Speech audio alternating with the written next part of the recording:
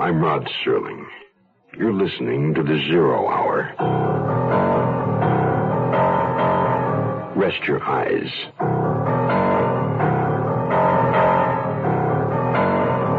Exercise your imagination. This week, Stanton Forbes' bizarre retrospective tale of entanglement. If two of them are dead. Starring Earl Howard, Catherine Burns,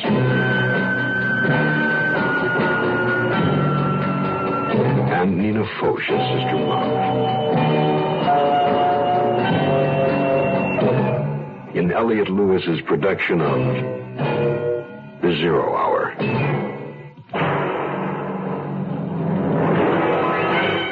The Mutual Broadcasting System presents The 0 Hour. Sponsored in part by Quaker State and Ford. This is The 0 Hour on Mutual Radio.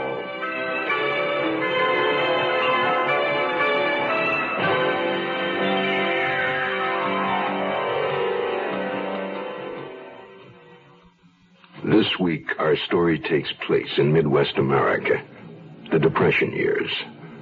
A lonely farmhouse in which three people come together under desperate circumstances. We are about to meet teenage Dorcas Kimball, her malformed leg a symbol of her bitter life of loneliness and deprivation. Joe John Plunkett, a young hobo, cynical beyond his years, resigned to empty days and nights of aimless wandering. His only goals in life, his next bed, his next meal. And the beautiful evangelist, Sister Magdalene Love, filled with godly zeal and cold worldly ambition. Three people joined by fate in an old house already occupied by violence and sudden death. Their story, if two of them are dead, begins after this word.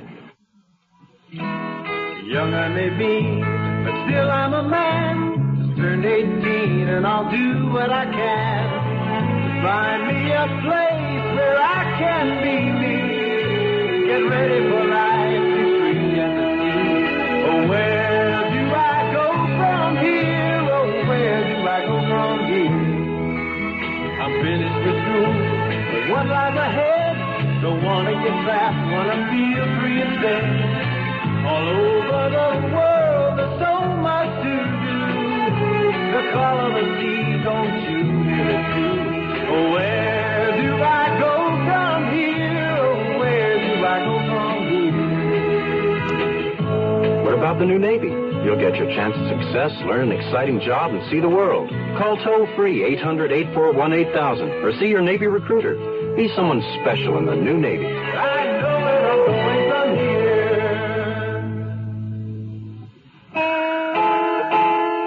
Picture this. A string of freight cars crossing a dusty stretch of lonely farmland.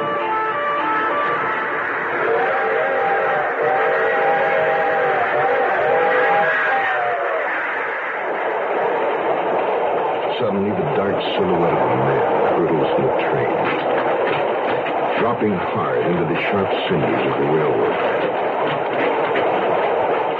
The man gets to his feet, slaps the dust from his clothes, finds where his bundle has landed and picks it up. The bundle contains all the man's worldly possessions, an extra shirt, some underwear and socks, a straight-edged razor in a worn leather case, and a small packet of letters addressed to Joe John Plunkett. At this moment, Joe John Plunkett is a hungry man. And a hungry man is ready to do just about anything to put some food in his belly. It was Plunkett look, all right. I could see that at a glance. At second glance, anyway. At first, when I saw that big tent flapping in the wind in the field across the road, I thought, carnival. Rides and games, work and food. But soul food's what it turned out to be. Soul food for suckers. A revival meeting tent. People with nothing to put in their stomachs must be sitting ducks for some Bible thumper. Well, you deliver me. dog. And you're a stranger. Everywhere you go, dogs are poison. Probably take a hunk out of my only pair of pants. Get away, you little mutt. Tippy? Come on back here, Tippy. Yeah, Tippy. Be a good pooch of Amscray, will you? Tippy? And take her with you. I'm not in the mood for conversation with the farmer's daughter. Or anything else. Especially with some skinny little... I'm sorry about Tippy. But she won't hurt you. She just likes to bark. Little dogs are like that. They think they got to stand up to anything that moves. Yeah, well, I was just moving on. You're walking all the way into town. You're looking for work. Are you hungry? Yeah, I'm hungry. Only what do I have to do for it? Something I can see up at the look of her. Edgy and eager. I've seen people who look like that before. They wanted something bad. You any good with a jigsaw? Building things with your hands? I don't plan on settling down here. You see them things over there? Little painted windmills and wooden statues of Uncle Sam? My pa makes them to sell. Only he took sick. Tuberculosis. He had to go to a sanitarium. I need somebody to make some more. It ain't too hard. And you have a place to sleep and something in your stomach. I don't cook so bad. How old are you? 17. What happened to your leg? Infantile paralysis. But it don't hold me back now. You all alone in the place with your paw gone? That's right. I need somebody to help me. Just for a little while. You don't have to stay long. He was right. It was crazy taking in a strange tramp off the road. And looking into his face, I could see there was violence in him. Only for a second back there when he asked me about my leg, I felt gentleness, too. And a violent, gentle man's just what I need. Anyway, I can't stand being alone no more.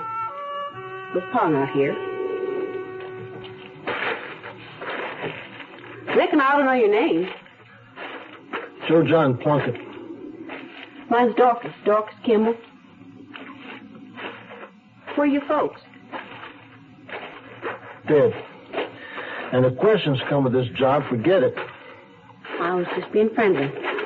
Ain't had nobody to talk all to for 2 old days now. Except Tippy, of course. Shut up, Tippy. This here's Joe John Plunkett. He's come to help.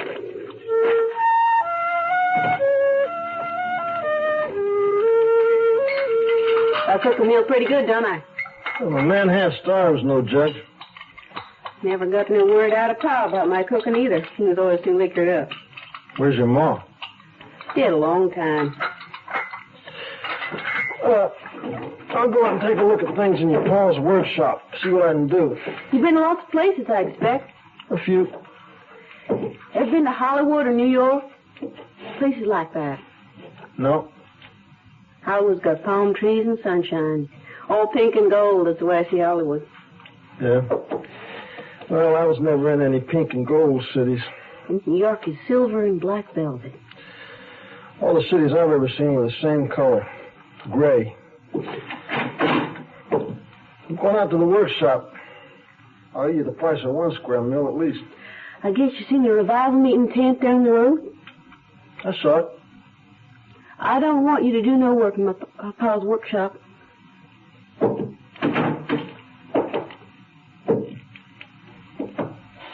What do you want me to do? Take me to the revival meeting tonight. Want to see Sister Love. I might remember what it said on the sign outside the tent. At tonight's service, there will be a special call for the lame and the halt. It's funny, I'd forgotten about her leg. But I didn't suppose she ever forgot it. Only I didn't see me escorting a cripple to a hallelujah meeting. But I'd like to have upchucked the whole damn supper and canceled all debts. Brother, you got into debt so easy, and there was nobody to remind you how hard it is to pay. Nobody. I want to see Sister Love. Sister Love? What, a lady of Kansas? I've seen her picture. She's beautiful. And you think she can make your leg whole again? I didn't say that. You're crippled. You might as well learn to live with it. I am, ain't I? He couldn't hurt me. Didn't matter what he said. I was just so glad he was here. I wasn't alone anymore, just sitting and thinking about everything over and over. I thought about going to the church meeting. I hadn't planned that at all. I just seen the lights go on over at the tent. Seen them when he opened the back door to go out. They put the lights on early to attract people. And the thought just came to me like it was printed inside my head. Go to church and ask forgiveness.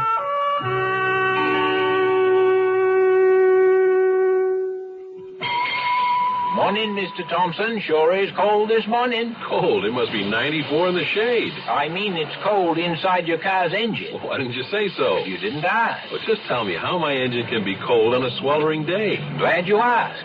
When you start a car first thing in the morning, your engine is cold. Well, that's true, but so what? A cold engine does a bad job of burning gas. It can make soot, dirt, and acids form in your motor oil, and they can sure damage an engine. What can I do about it? Glad you asked.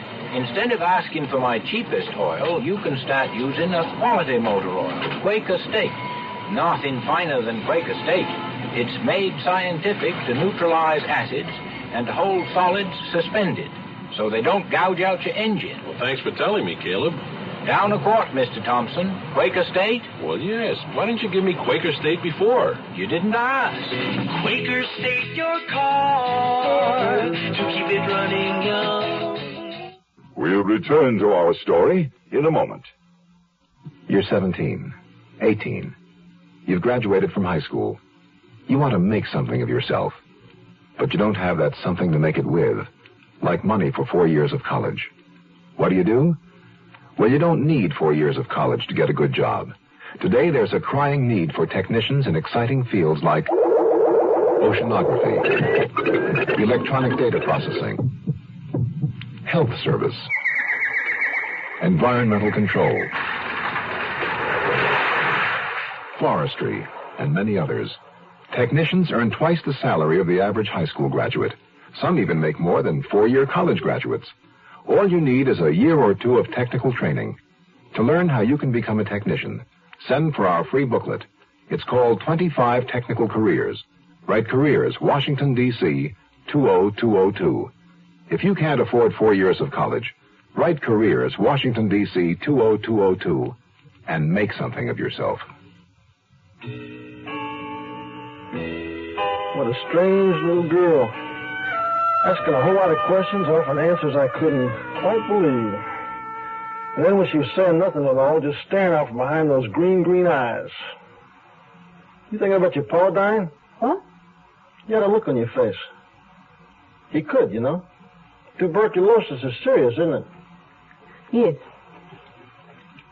Only there's something worse than Pa dying. It's how he wasted his life. Drinking and ending up in a place like this. He never got anything from living. How do you know? I know.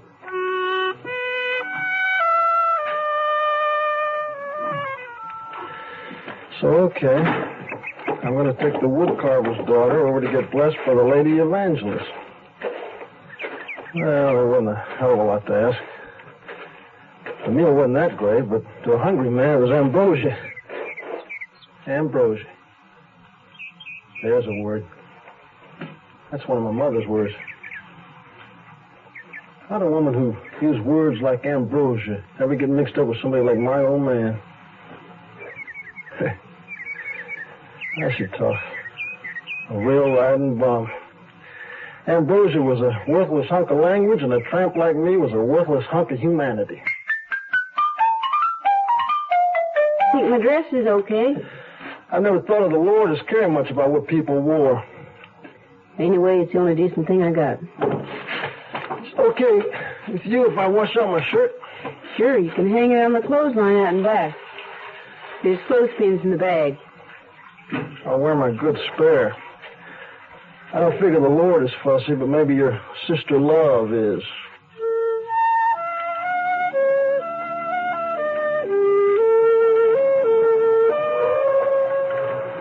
was hard to believe. That deserted tent I'd seen earlier was now alive with humanity. There was even a string of cars and trucks backed up along the road. Their headlights formed an arrow pointing the way to sister love and salvation. Every night I watched them come. So many people. There'll be some places down in front. If you want a place to sit, you better get inside. Come on, people are always strange about sitting in the first row. Oh, you want to see her good, don't you? Come on. Welcome, Sister Love. Thank you.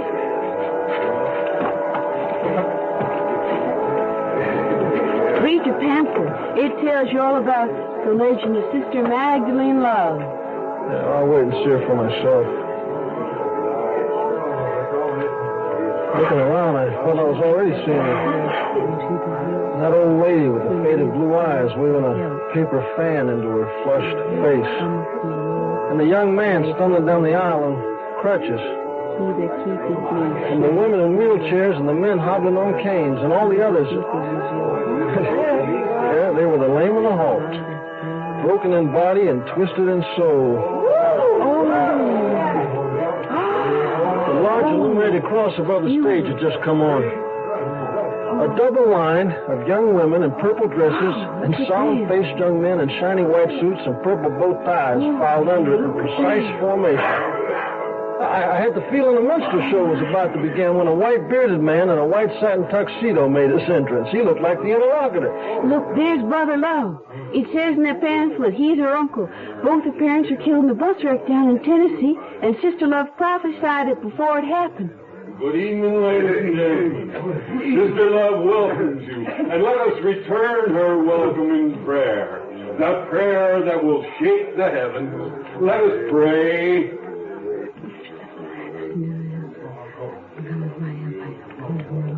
And now, our brothers and sisters, I hear. Oh, yes, I hear Sister Love is coming. Enter, Sister Love. Love, enter. While we are held in thine embrace, there's not a thought attempts to rove. Each smile upon thy beauteous face fixes and charms and fires our love. So that was Sister Magdalene Love. A face like carved ivory. Violet eyes. And red gold hair like a halo of flame around her head. Standing tall and queen-like in a flowing purple robe. But, you know, it was the expression in her face that held you. Now, that was a look you knew you'd never forget. Brothers and sisters, let us pray. Lord, how secure and blessed are they who feel the joys of pardoned sin. Should storms of wrath shake earth and sea, their minds have heaven and peace within. Amen. The saints lie sweetly on their heads, made up of innocence and love, and soft and silent as the shades, their nightly minutes gently move. Amen. While they're wretched, like worms and moles, lie groveling in the dust below. As you know, we have been in this place of Sodom and Gomorrah for 5 nights now. And each evening we welcome more lost sheep back into the fold. Even Dorcas lifted her head and turned around sharply. The man was sitting across the aisle in the road just behind us. He was big and rough-looking, unshaven, and plainly drunk. Sister Love was staring down at him. The look in her eyes seemed to grow softer instead of harder. You are troubled, dear brother. Yes, brother. Look, Sister Love's coming down off the stage. Walking like a queen, Magdalene Love came down that aisle toward that heckler. The big man staggered to his feet. Let me help you, brother. And that's when it happened. As Sister Love reached out to the man, he drew back his arm to hit her. Now, I was sure he was going to hit her, and that's why I did it. I bolted from my seat, I shoved Sister Love out of the way, and I sent that drunk crash into the floor of the house. No! As soon as I did it, I knew I'd made a mistake. Oh, boy, a bad mistake. When you're a stranger in a place, there's one rule to remember. Never do anything to call attention to yourself. It always means trouble. And right about then, I knew I'd gotten me some big trouble. Looking for a car that's easy on gas, easy to buy, and yet has the luxury you want in a car? Look what we've done to our Mustang. Look what we've done to that car. Well, we changed the size, we changed the style, and you're gonna like it fine. So look what we've done to that car. Mustang 2. It's the all-new economical car from Ford. The right car at the right time. Built even smaller than the original Mustang. It has an easy-on-the-gas 4-cylinder engine, rack and pinion steering, tachometer, 4-speed transmission, plus a beautifully appointed interior. All standard. Luxury plus economy. That's Mustang 2. When you take the ride, you're gonna know that Mustang's one of a kind. So look what we've done to that car. Mustang 2, $28.95 excluding dealer prep, destination charges, title, and taxes. See your local Ford dealer. The Zero Hour continues after this. Where does today's girl learn to be tomorrow's woman? At the movies? On television? Helen, darling, your floors are so shiny. Yes, John. I used Brandex polish just this morning. Brandex. Helen, will you marry me? Somewhere between the super sex symbol of today's commercialism and TV's Brandex image, impending womanhood is alive and well. And where is that somewhere? Wherever there are campfire girls.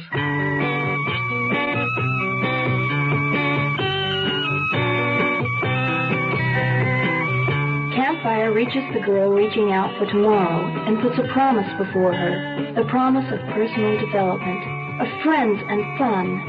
The promise of womanhood. Campfire takes today's girl to tomorrow. I was right about the violence in Joe John. Well, he jumped up and slugged that man. It all happened so fast. Joe John, you all right? Just sit back down, Dorcas. Everything's okay. It's a bad habit of mine.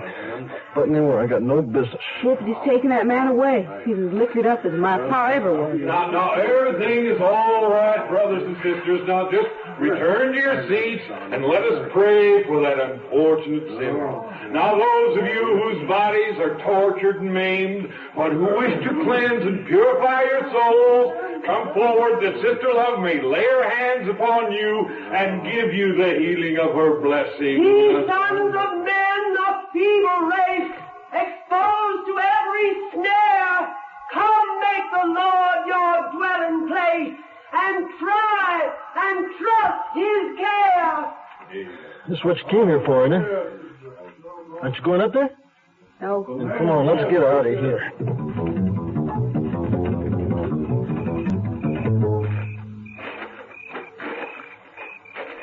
Ah, there you are, boy. I've been waiting for you.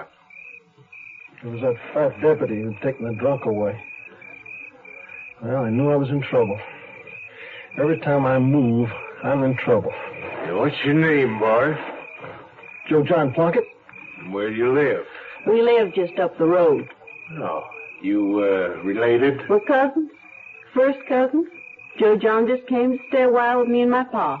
You're pretty good with your fists, ain't you, Joe John? No, not so good. I just took him by surprise. You know, he was drunk. I thought he was going to hit her. I want to thank you, brother. She came out of the shadows behind us with that burning halo around her head. Her voice, thanking me, sounded soft and sincere, only I caught a glint of something else in those violet eyes of hers. Something that told me she hated my guts for what I'd just done.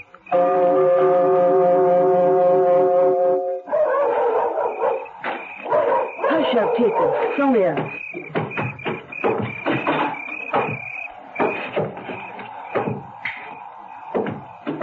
There's no way the deputy can find out I was lying, even if he comes around asking more questions. He might get to wondering where your pa is. Pa just explained to him about the sanitarium, that's all. And what if he decided to check up on that? He won't. Besides, Sister Love told him to leave you be. And you heard her. She even sent Brother Love to get that drunk out of jail. Yeah?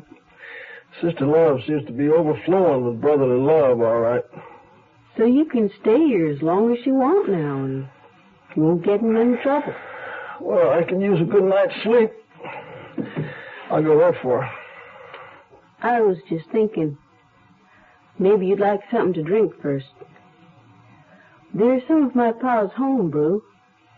It's in the cyclone cellar. Well, I could use a drink for sure. I'll get you the flashlight. I was still trying to figure Dorcas Kimball out. Now, whatever it was she wanted out of me, she was still leading up to it. Here, you can go down and bring up as much as you want. Well, I sure didn't need that flashlight outside. The moon was full and the stars looked like they went on forever. I crossed the yard to the cellar door. It was so heavy, I wondered how Dorcas ever managed to open it.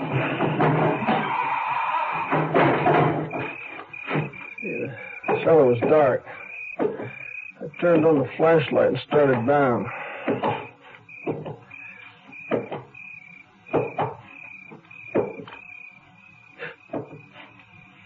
And then I saw what Dorcas Kimball had sent me down here to find.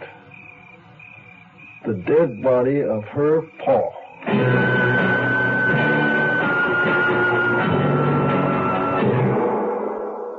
You are listening to Mutual's presentation of The Zero Hour. I was in South Korea with the Peace Corps. We were the first rural health program in Korea. What a lot of us did was to go around and check to see if there was a TB patient in the house. A lot of these people had never, ever had any kind of medical attention at all. I remember one case. She was in pain. She was in real pain, and the doctor examined her and became very concerned. And he told us later that had she not come in, she would have died. I was very, very proud, But you probably heard this, and you'll hear it again and again from volunteers. The volunteer himself gets more out of it than he actually gives to the people he's supposed to be helping. Volunteer for the Peace Corps. The Peace Corps is one part of action. Action is doing something. There is something you can do. Get into action. Here's a tip from your Better Business Bureau. Spring and summer are the seasons when most people plan vacations and they go flying off all over the place. And of course, they bring back a peck of precious pictures. Many camera stores are beginning to paste notices to their counters warning people that airline security measures may ruin photographic film in checked baggage.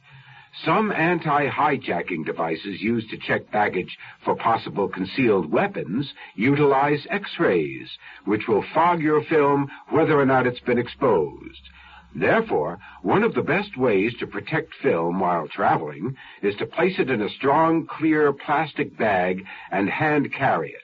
Even though the film may be clearly visible in the bag, make sure that the airline boarding personnel are aware of the film so that it isn't accidentally subjected to X-rays.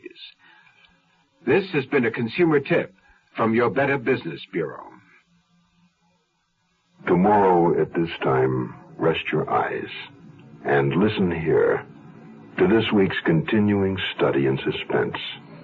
If two of them are dead. I'm Rod Serling. Brought to you in part by Quaker State and Ford. This is the Zero Hour on Mutual Radio.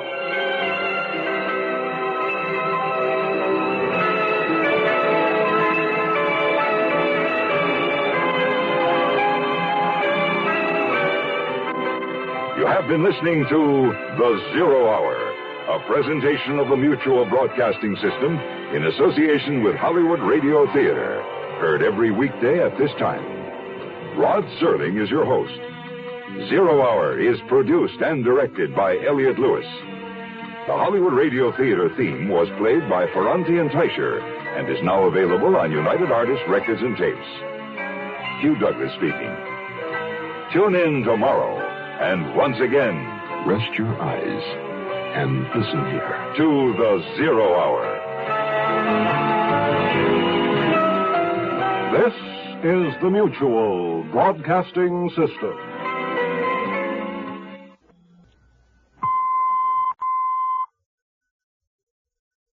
I'm Rod Serling.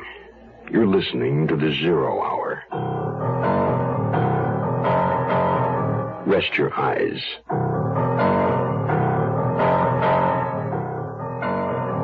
Exercise your imagination. This week, Stanton Forbes' bizarre retrospective tale of entanglement. If two of them are dead. Starring Earl Howard, Catherine Burns,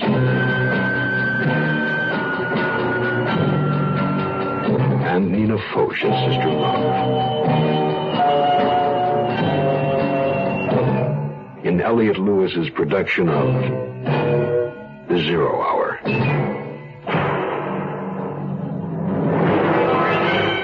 The Mutual Broadcasting System presents The Zero Hour. Sponsored in part by Eastman Kodak Company and Quaker State Motor Oil. This is The Zero Hour on Mutual Radio.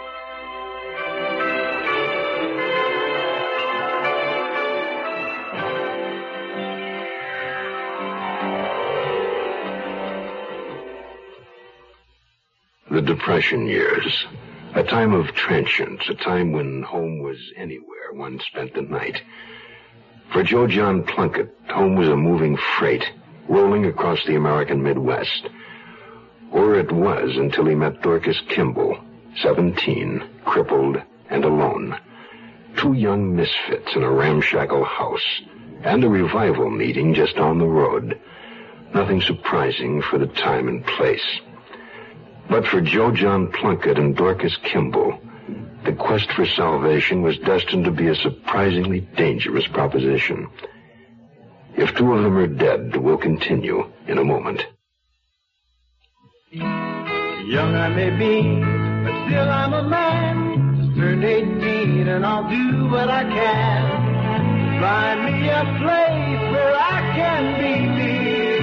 Get ready for life, be free as the sea.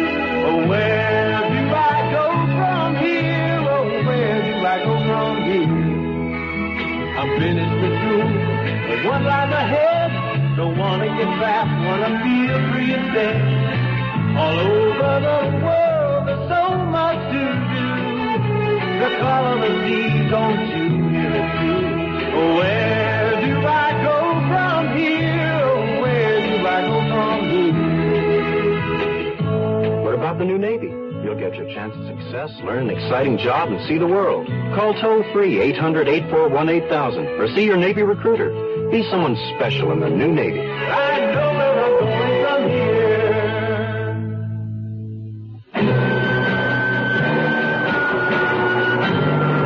The body lay crumpled at the foot of the cellar stairs. Oh, I knew right away it was Dorcas's paw. And she'd sent me down here on purpose to find it. You must have seen Paul lying there dead by now. He'd be coming back any minute. Well, what else was I going to do? I couldn't just say right out, there's a dead body in the cellar and I don't know what to do about it. I had to get help somehow.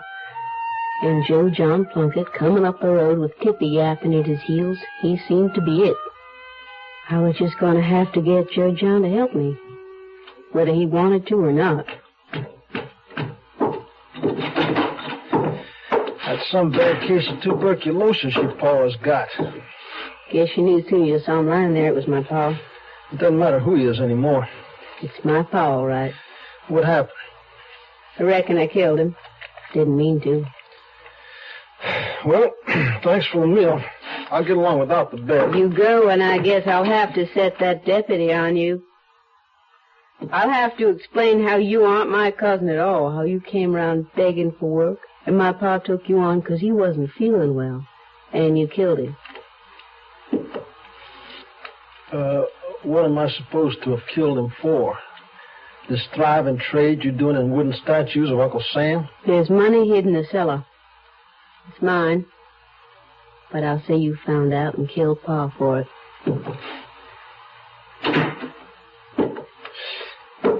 Well, you sucked me in good, didn't you? What are we going to do with him?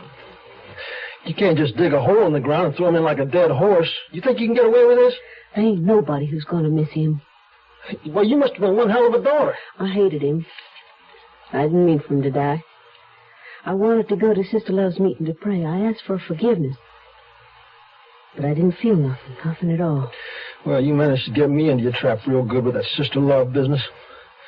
That deputy's already got me pegged to somebody who hits first and thinks about it later. I had nothing to do with that. You did that yourself. But I could have still used the same story since you're just a stranger here. Yeah, well, when you're a stranger, you got no chance at all right. Everybody's against you right off.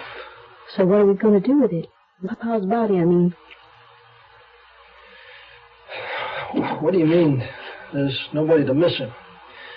I mean, you got no kinfolks at all? There's just Pa and me, that's all. Ever since Ma died. What about your neighbors? Oh, Mrs. Buttleford down the road is all. She never comes near our place no more. She hated my Pa, called him a whiskey-breathing devil. If she thinks anything at all, she'll just figure he finally drunk himself to death. Well, what about some old friend of your Pa's that might show up? If there was any, they'd think the same thing. Pa didn't have no friends, only somebody to get drunk with now and then. He doesn't owe anybody any money, does he? Nobody give Pa credit. How about the people that come here to buy these statues and things? I mean, you got any steady customers? Nobody ever comes more than once. Anyway, I always wait on the people who come. Pa stayed in his workshop. Yeah, well... There's somebody you haven't even thought of. This isn't a game. Who is it? The census taker. Only he don't come but every 10 years, and he was just here a while back. All right. Give me a shovel. Let's get it over with. I want to change my clothes first. If I did it in this dress, I couldn't ever wear it again. That's the only one I got. Well, go ahead, but let's hurry up, will you? We can bury him right there in the cellar. It's got a dirt floor. It'd be kind of like one of them mausoleums, you know, like they have in cemeteries. Of course, I can't put up a tombstone or anything like that. Maybe I can plant some flowers by the cellar door. I really couldn't figure her out. She just killed her father somehow, and now she was worrying about planting flowers by his grave. Just then, she sounded like a scared little girl. Maybe that's all she was, all she'd ever been. Let's go, I'm ready now. Brought along this old quilt to wrap him up in, make it easier to handle him, I figure. Well, I figured that was one weird manner of figuring. First, she kills her old man, leaves him lying there for who knows how long. Then she wants to wrap him up like some kind of a birthday present. I figured it was bad luck and big troubles, Joe John Plunkett style. That wasn't daisies we were planting. If I went ahead with this thing, I'd be taking part in what amounted to murder. Looking for a car that's easy on gas, easy to buy, and yet has the luxury you want in a car? Look what we've done to our Mustang. Look what we've done to that car. Now we changed the size, we changed the style, and you're gonna like it fine. So look what we've done to that car. Mustang 2. It's the all-new economical car from Ford. The right car at the right time. Built even smaller than the original Mustang. It has an easy-on-the-gas 4-cylinder engine, rack and pinion steering, tachometer, 4-speed transmission, plus a beautifully appointed interior. All standard. Luxury plus economy. That's Mustang 2. When you take a ride, you're gonna know that Mustang's one of a kind. Look what we've done to that car. Mustang 2, $28.95 excluding dealer prep, destination charges, title, and taxes. See your local Ford dealer. We'll return to our story in a moment. When they change a plane flight, I check to see if another is just as good or better. Fred Underwood, Kansas City postal worker, probably knows as much about airline schedules as the airlines. I want to give that extra service that goes with airmail. So I move it just as fast as I can to get it out of here. And airmail is moving. Now you can almost always get next-day delivery to cities up to 600 miles away. And two-day delivery anywhere in the country. Just mail by 4 p.m., use zip code, and mail from a specially marked airmail box. When I started here, it was all propeller planes and trains. And back in the post office, mail was handled the same way it had been for years.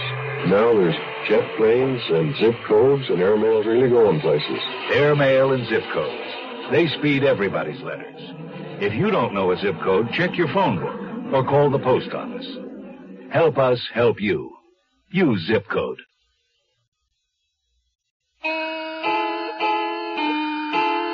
Well, I thought it over whether or not to help her out. I sure didn't feature getting mixed up in a murder.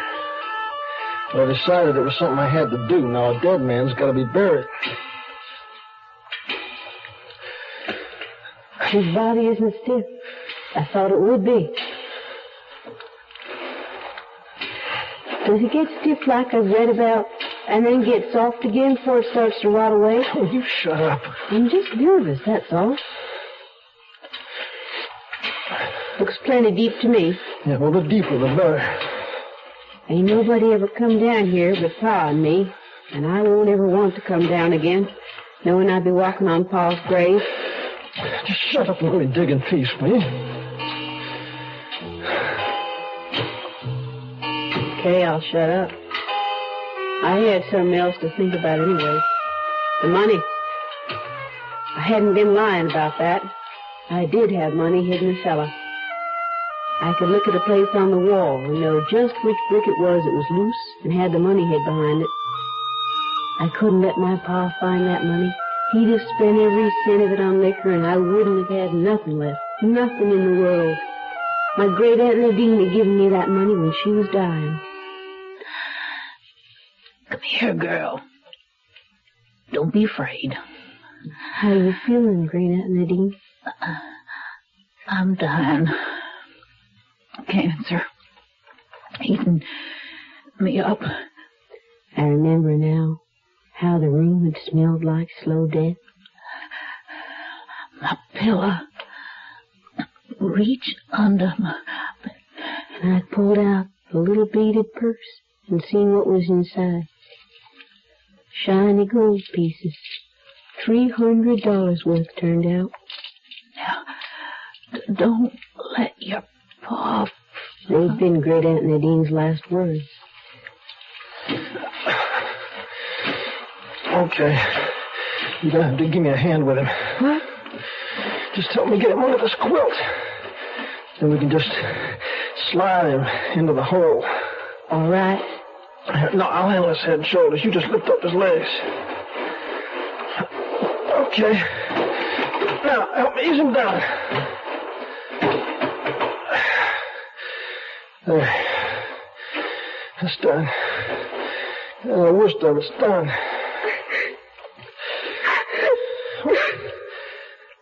You're not going to start crying for him now, are you? I'm crying for him. It's my leg. It's hurting. And it ain't hurting me for a long time now. All that's left now was just to cover up that evidence, and I did that fast enough. And I remember that homebrew I'd come down for in the first place. Before we went back into the house, I made sure I had a couple of bottles of it under my arm. Only first, as soon as I got back into that kitchen, I filled the sink with water and stood there for a long time, washing my hands. You want me to fix you something more to eat? No, I think I'll just try some of your Paul's medicine. Then I guess I'll go to bed. I've never felt so tired. Yeah, it's been a long day. Good night, Joe John. Thank you.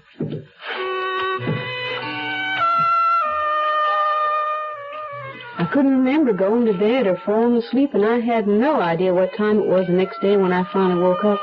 I only knew that I woke with just one thought.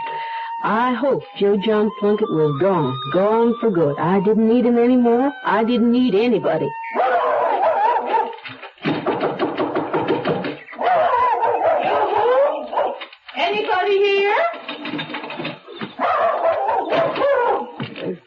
keep you waiting. Hush, Tippy. Oh. Forgive me, dear. I wouldn't have acted so impatient if I'd known you were handicapped. I was just changing my clothes, that's all. And I thought somebody else was here to answer the door. My husband and I were admiring that large statue of Uncle Sam you have out there in the yard. How much are you asking for it? Large Uncle Sam's $2. Forget it, Marie. But seeing he's a little faded, I'll let you have him for $1.50. Oh, well, what do you think, George? Jim cracks. They're all worthless, if you ask me. Now, George, Hetty Burns has got a little wooden statue sitting in the middle of her petunia bed. It looks real smart. I'll tell you what, we'll take him off your hands for $1. Well, that's giving it away. But all right, it's too hot to argue. Pay her, George. Get it in the car. I want to get someplace for a frosted root beer for a melt. Thanks, mister. Don't thank me.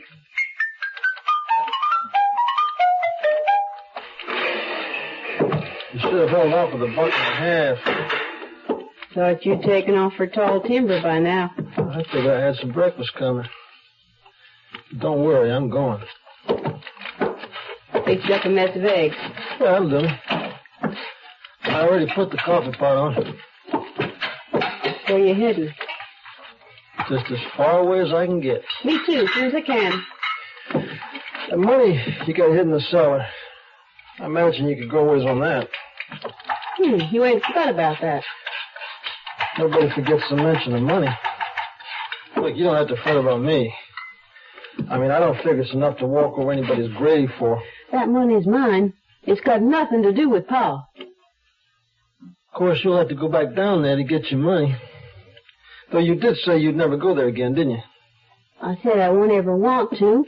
Well, I'll just have to, one more time. Is that why you killed him? Because of the money?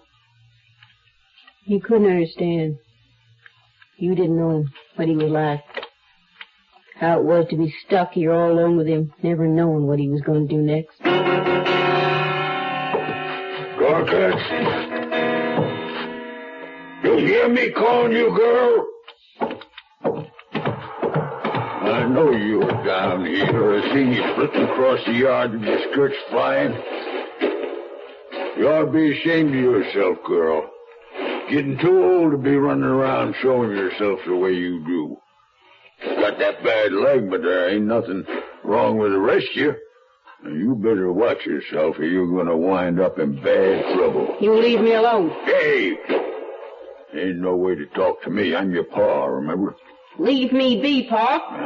Now, girl, I ain't gonna... Get away from me, Pa. I'm warning you.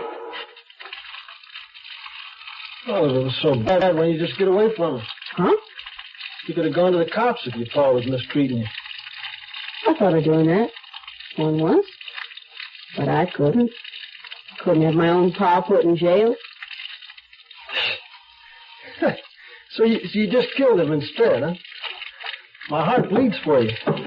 You want more coffee? No, I'd settle for a cigarette, though, if you had one. Then I'm going to hop the next freight out of here.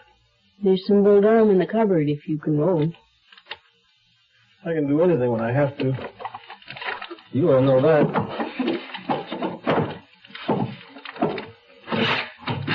Well, wouldn't you just know it? Here comes trouble. What? We got company. Your favorite sister just turned off the highway.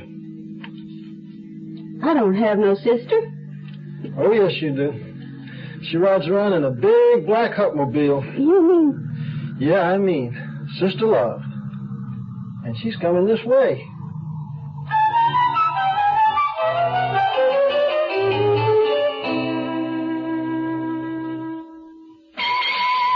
Judy, do you remember what I told you about all that high-speed turnpike driving you're doing now and all that power equipment on your new car? Yes, Caleb? About how they can make your engine so hot that the oil thins down so it may not protect your engine? Yes, Caleb. Now, how do you tell if your oil's too hot? Just watch the temperature gauge. Nope. That just shows how hot the radiator fluid is. Oh, I know. When the oil's too hot, that little red light goes on. Nope. That just tells you the oil pressure's too low.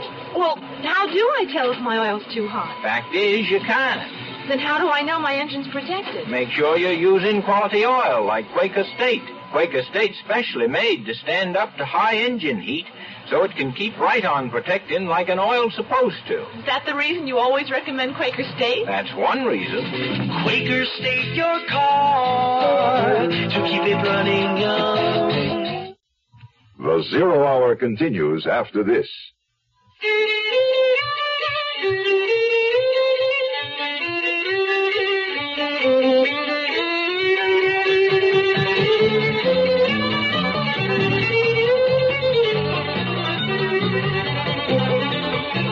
The best pollution-fighting machine in America is right at your fingertips. And that means pointing out pollution whenever and wherever you see it. Like that smokestack you pass every morning that's always spewing smoke into the air. Don't close your eyes to it. Take a stand. Point it out to someone who can do something about it. It'll make you feel a little better and America look a little cleaner. People start pollution. People can stop it. This message brought to you on behalf of Keep America Beautiful and the Advertising Council.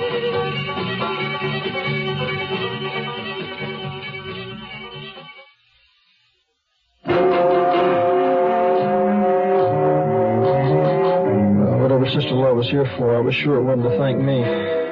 She'd said her thank you last night. And I still remember that look of resentment in her eyes when she said it. Good afternoon, my child. She looked different than the way she looked under the lights in the tent. She was younger than I thought, but still not really young. Older than Joe John, I reckon. And she looked more real, not like a queen anymore. She had on a fancy dress, a lot of ruffles and ribbons. May I come in? I reckon you came to see Joe John. He's in the kitchen. Could I wait in the parlor while you get him? Oh, sure. You sit there on the davenport. I'll go tell him. Bless you, my child. So what does she want? To see you, just like I said to you. She's waiting in the parlor. Yeah, well, you just let her wait. I'm going to finish my cigarette in peace first. I suppose I ought to offer some tea or something. How about some of your Paul's homebrew? Well, that's not as funny as you think. You've seen the way she's dressed? Well, you don't expect her to go around in that purple preacher's robe all the time, do you? Never mind. You just get in there and find out what she wants. Why don't you? I'll bring the tea. As you can understand, Mr. Plunkett, traveling around the country as I do, incidents such as last night's are bound to occur from time to time. Of course I don't like to have such unfortunate souls as that poor man arrested and placed in jail on my account. In fact, I had Brother Love go right into town and put up bail so he could be free to go on his way. Yeah, you sure that was smart? I mean, he could come back and make trouble for you. Exactly.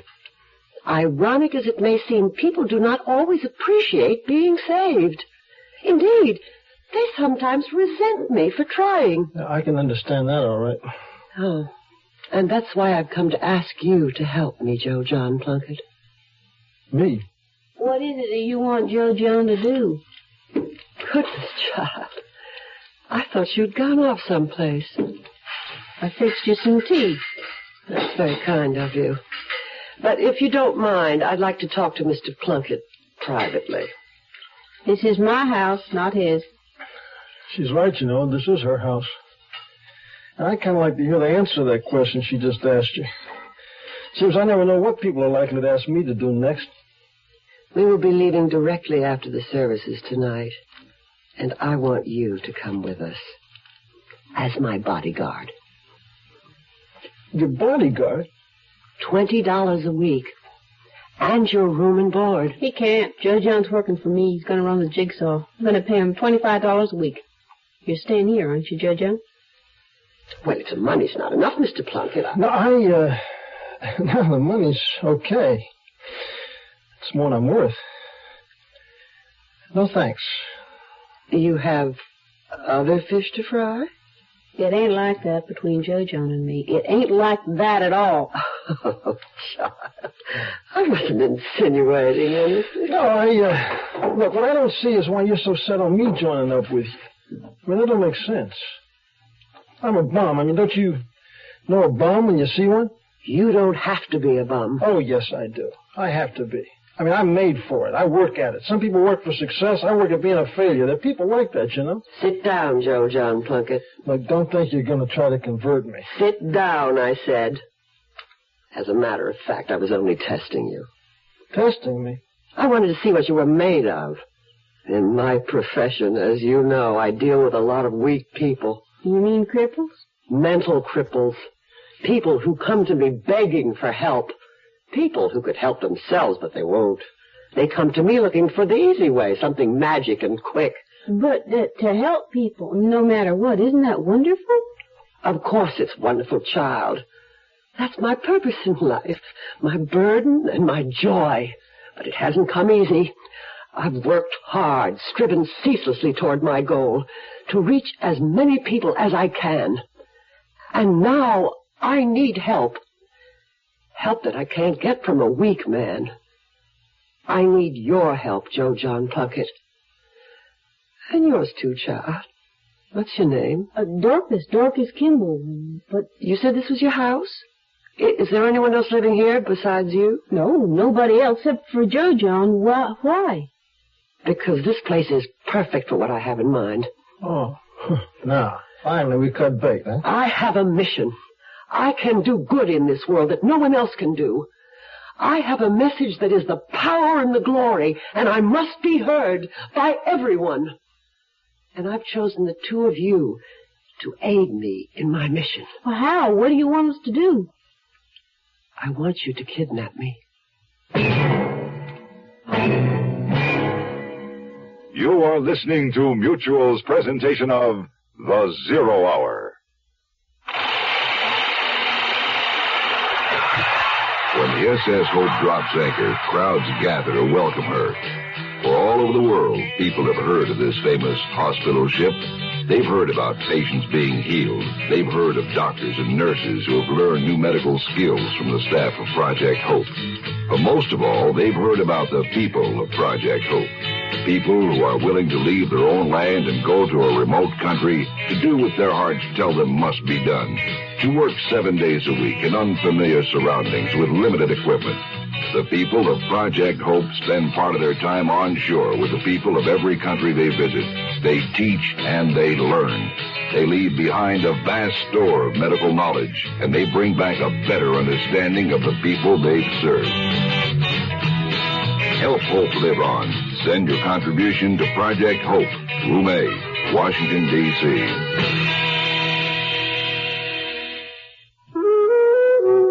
Once upon a time, there was a beautiful forest where everything was all lovely and green and peaceful. Sunlight fell in ribbons of daylight through its trees. Birds flew in the quiet air above it. Deer and rabbits found secret hiding places to play, for it was truly a beautiful place. And then one day, into this beautiful emerald forest, a new creature came. A creature called man. And man brought with him fire to warm him against the night. Only with his fire, man did not bring caution, and the fire got away from him suddenly. And the beautiful forest was no more. And yet there might easily be a different ending. For if man is careful with his fire, he need never say, once upon a time, there was a beautiful forest. Tomorrow at this time, rest your eyes and listen here to this week's continuing study in suspense. If two of them are dead. I'm Rod Serling. Today's episode brought to you in part by Eastman Kodak Company and Quaker State Motor Oil. This is the Zero Hour on Mutual Radio.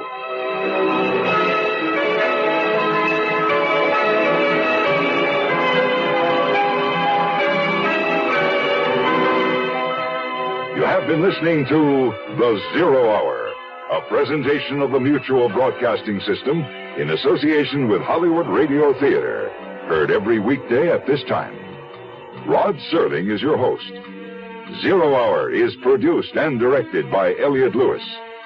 The Hollywood Radio Theater theme was played by Ferranti and Teicher and is now available on United Artists Records and Tapes. Hugh Douglas speaking. Tune in tomorrow, and once again, rest your eyes and listen here to the 0 Hour. This is the Mutual Broadcasting System.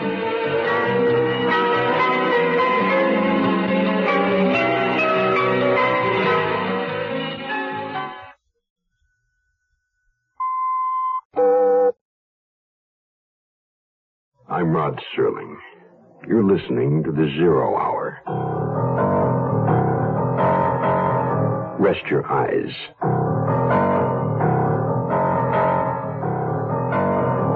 Exercise your imagination. This week, Stanton Forbes' bizarre retrospective tale of entanglement. If two of them are dead. Starring Earl Howard,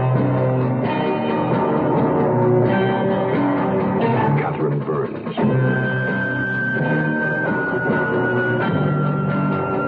and Nina Foch as Sister Love.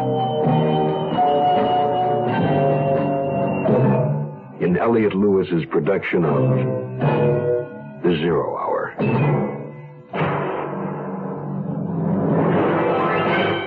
The Mutual Broadcasting System presents The 0 Hour.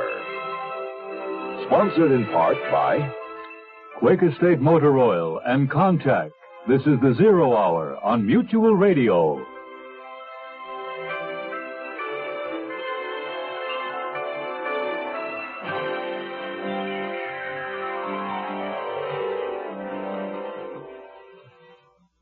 The 30s of the Depression.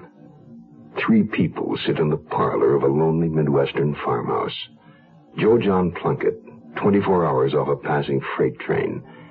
Dorcas Kimball, whose father, Joe John, has just helped to bury in the cyclone cellar. And Sister Magdalene Love, the beautiful evangelist, who has come to Joe John and Dorcas with a strange proposition. If two of them are dead continues after this word.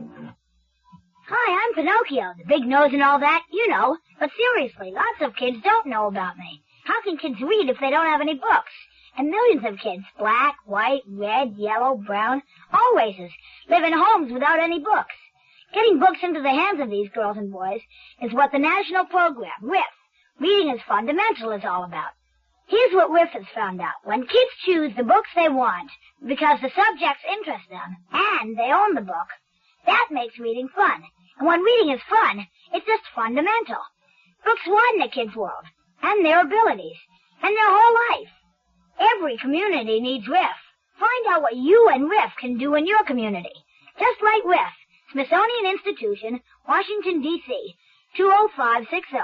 That's RIF, R-I-F, Smithsonian Institution, Washington, D.C., 20560.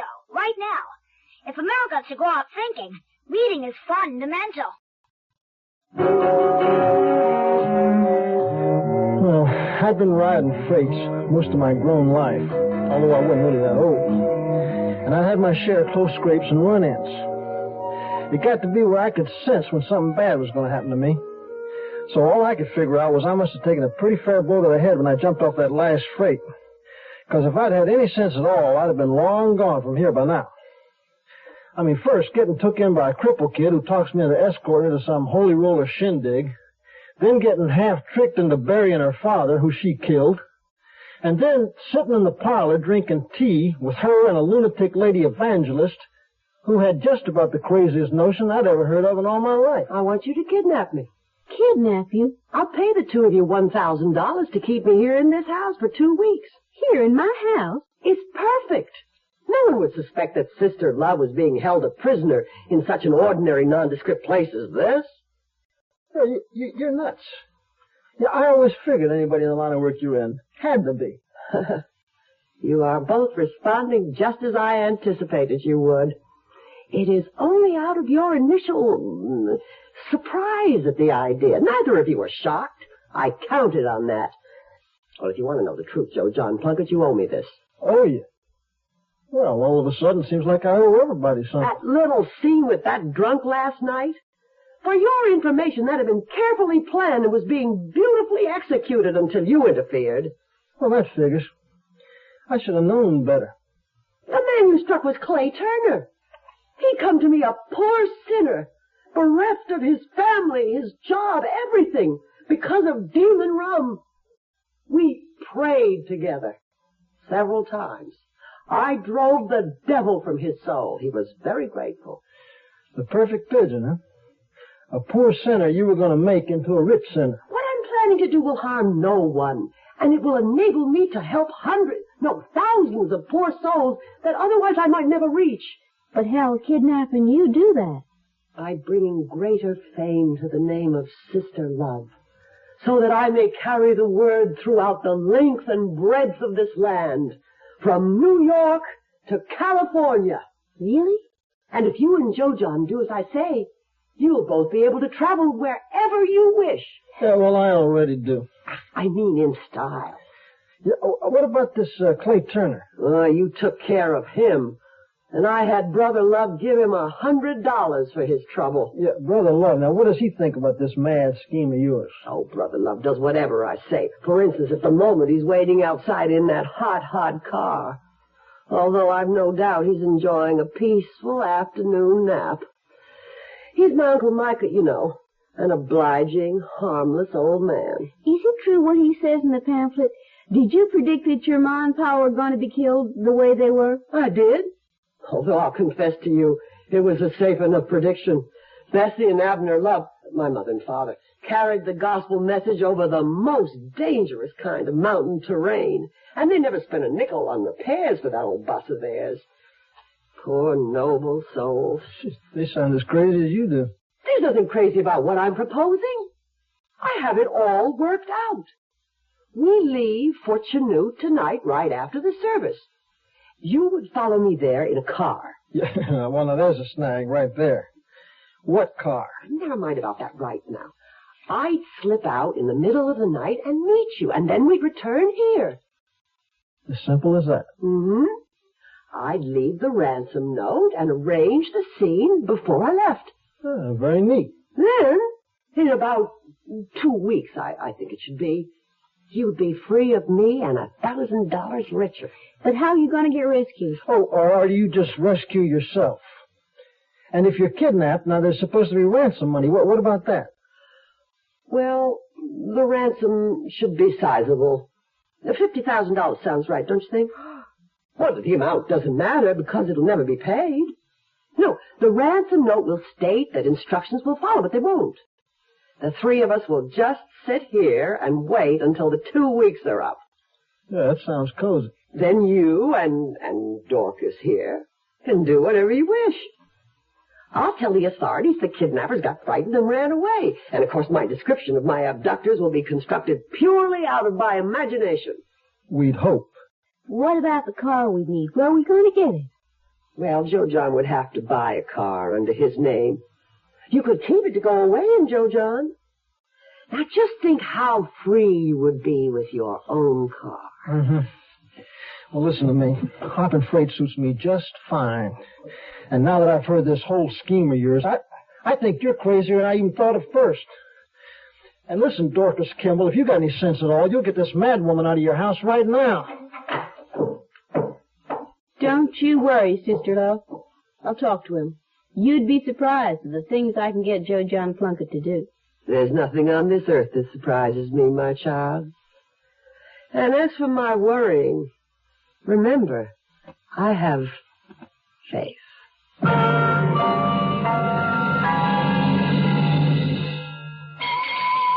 Morning, Mr. Thompson. Sure is cold this morning. Cold? It must be 94 in the shade. I mean it's cold inside your car's engine. Well, why didn't you say so? You didn't ask. Well, just tell me how my engine can be cold on a sweltering day. Glad you asked.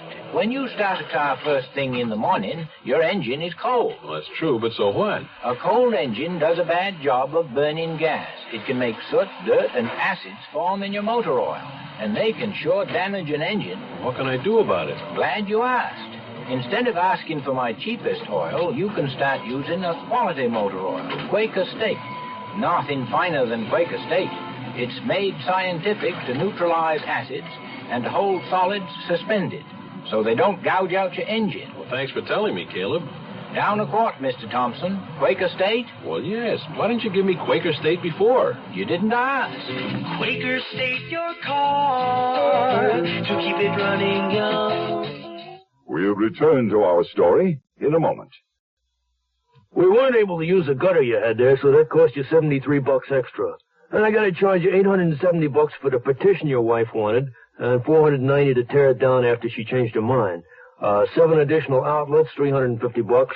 The doorknob you chose was a special order. That cost 47 clams. I had to repaint the rear wall. Your wife didn't like the color. $241. Bathroom fixtures cost $3,450 instead of the $42 we budgeted. The plumber's bill was $1,675. Don't begin a repair job on your home before you understand all the costs involved. The Department of Housing and Urban Development has a booklet entitled Fixing Up Your Home. For a free copy, write to HUD, Washington, D.C., 20410, or call your local FHA-approved lender. And cash advances to subcontractors, so the total comes to about $83,000. Mr. Smith? Are you all right? Mr. Smith?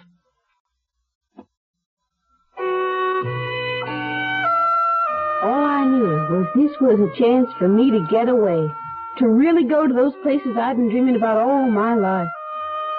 Great Aunt Nadine's money plus my half of $1,000 would make me good as rich. But you're as crazy as she is. Hell, I'd be spending 2 weeks with 2 cuckoos in a cuckoo nest. For $500 and a new car? Yeah, well, it wouldn't be worth it. No, if I did decide to go along with it, it wouldn't be for the money. What would it be for, then? Because it would be something to do. A gamble. With the stakes against me. You wouldn't understand. Well, you don't understand me either. But that doesn't matter, as long as we both have our reasons. Yeah, she was right there. We were a couple of misfits, Dorcas, Kimball, and me. Sister Love knew what she was doing. She couldn't have chosen 2 more likely sinners to do her dirty work. We both had nothing to lose. Ah, you've decided then. You're going to do it. Well, it depends. I mean, I don't like that part at the end where we drive off into the sunset and you tell your little fairy tale. Joe John's got a better idea. Yeah, your uncle's going to have to face the police and the newspapers with the ransom note, you know? Oh, there's no problem. I'll simply tell him to be very upset about it, but to say or pay nothing. No. You just, you tell him to pay it. That is, to pretend to pay it. He can leave a dummy package, which we'll pick up, and then we'll set you free. That makes a lot more sense. Yeah, it will make more publicity for the newspapers. I agree. Anything else? Yeah. A letter from you stating that this whole thing was your idea. And we'll also have the dummy package as evidence. So it's just a couple of little security measures. All right. But there's no reason why you shouldn't trust me. No, there's no reason why we should. It was exciting. Just like in the movies. We had to postpone the plan for a few days, till Joe John bought the car. Then I addressed a letter to Sister Love, care of General Delivery in Chanute. The letter was in code to let her know we were ready, and all it said was, Jesus saves.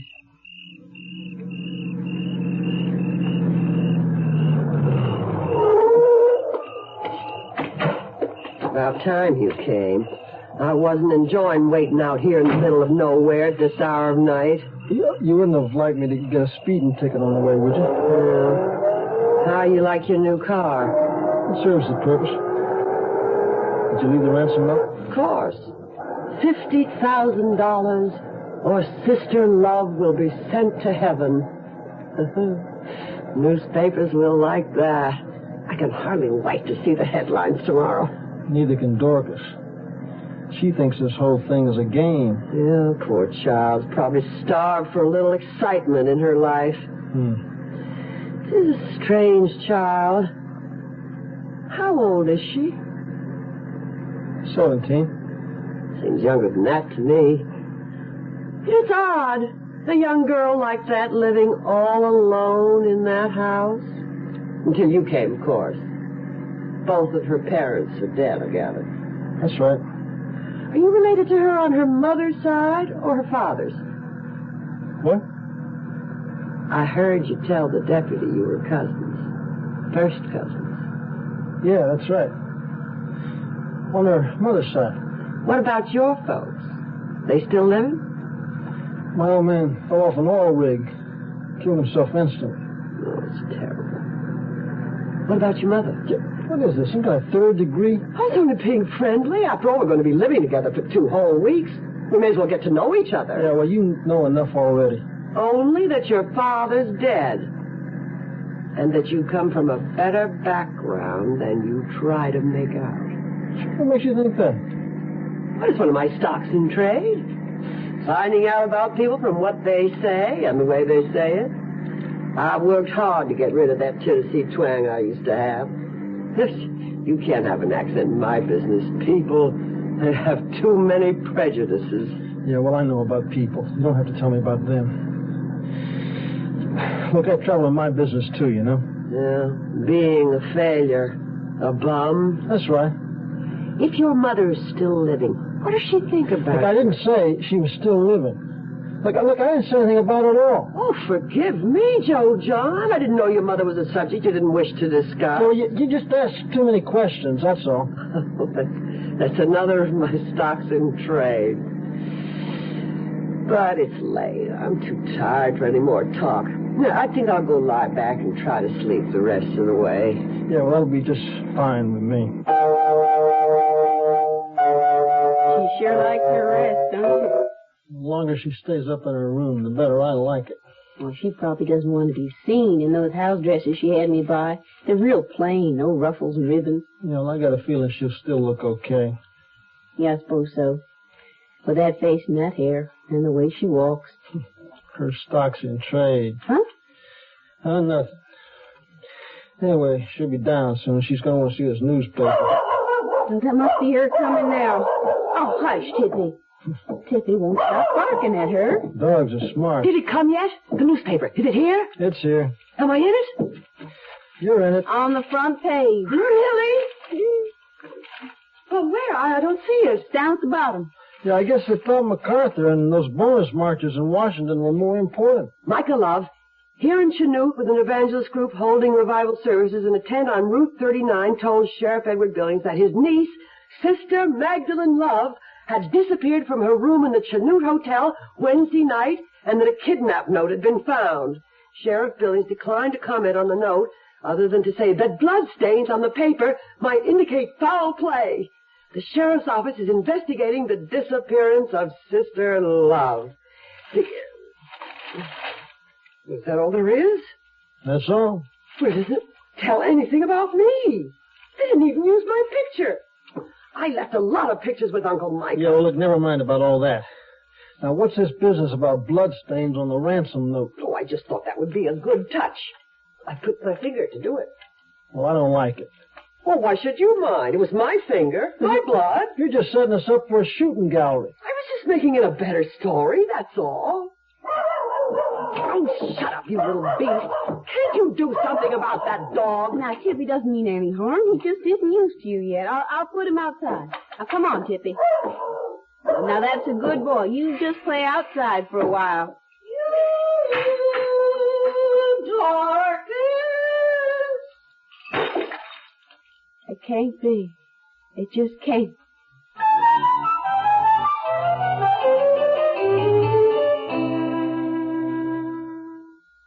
Give your hand to a friend. Give your heart to your love. But if you're cold, contact, the sooner the better. Hey, I'm back. How's that cold? Rotten. Get the contact? I got everything. Contact, cold tablets, and this liquid. Oh, no. Honey, it's all cold medicine. Well, sure, but it only takes one contact for up to 12 hours continuous relief from sneezing, drips, congestion. For that, I'd need 6 of your cold tablets. 2 every 4 hours. Or 3 ounces of nighttime liquid. 1 every 4 hours. Or just 1 contact. The tiny Tide pills do it. Well, it's all cold medicine. Those others contain antipyretic analgesics. The liquid, antitussive, and alcohol. They're not in contact. 6 or 3 or 1. I choose the 1 contact. Me too. And I'm the one with the cold. Give it cold. Contact, the sooner the better. 6 or 3 or 1. When you catch a cold, take contact. Only as directed. The Zero Hour continues after this. Hi, everybody.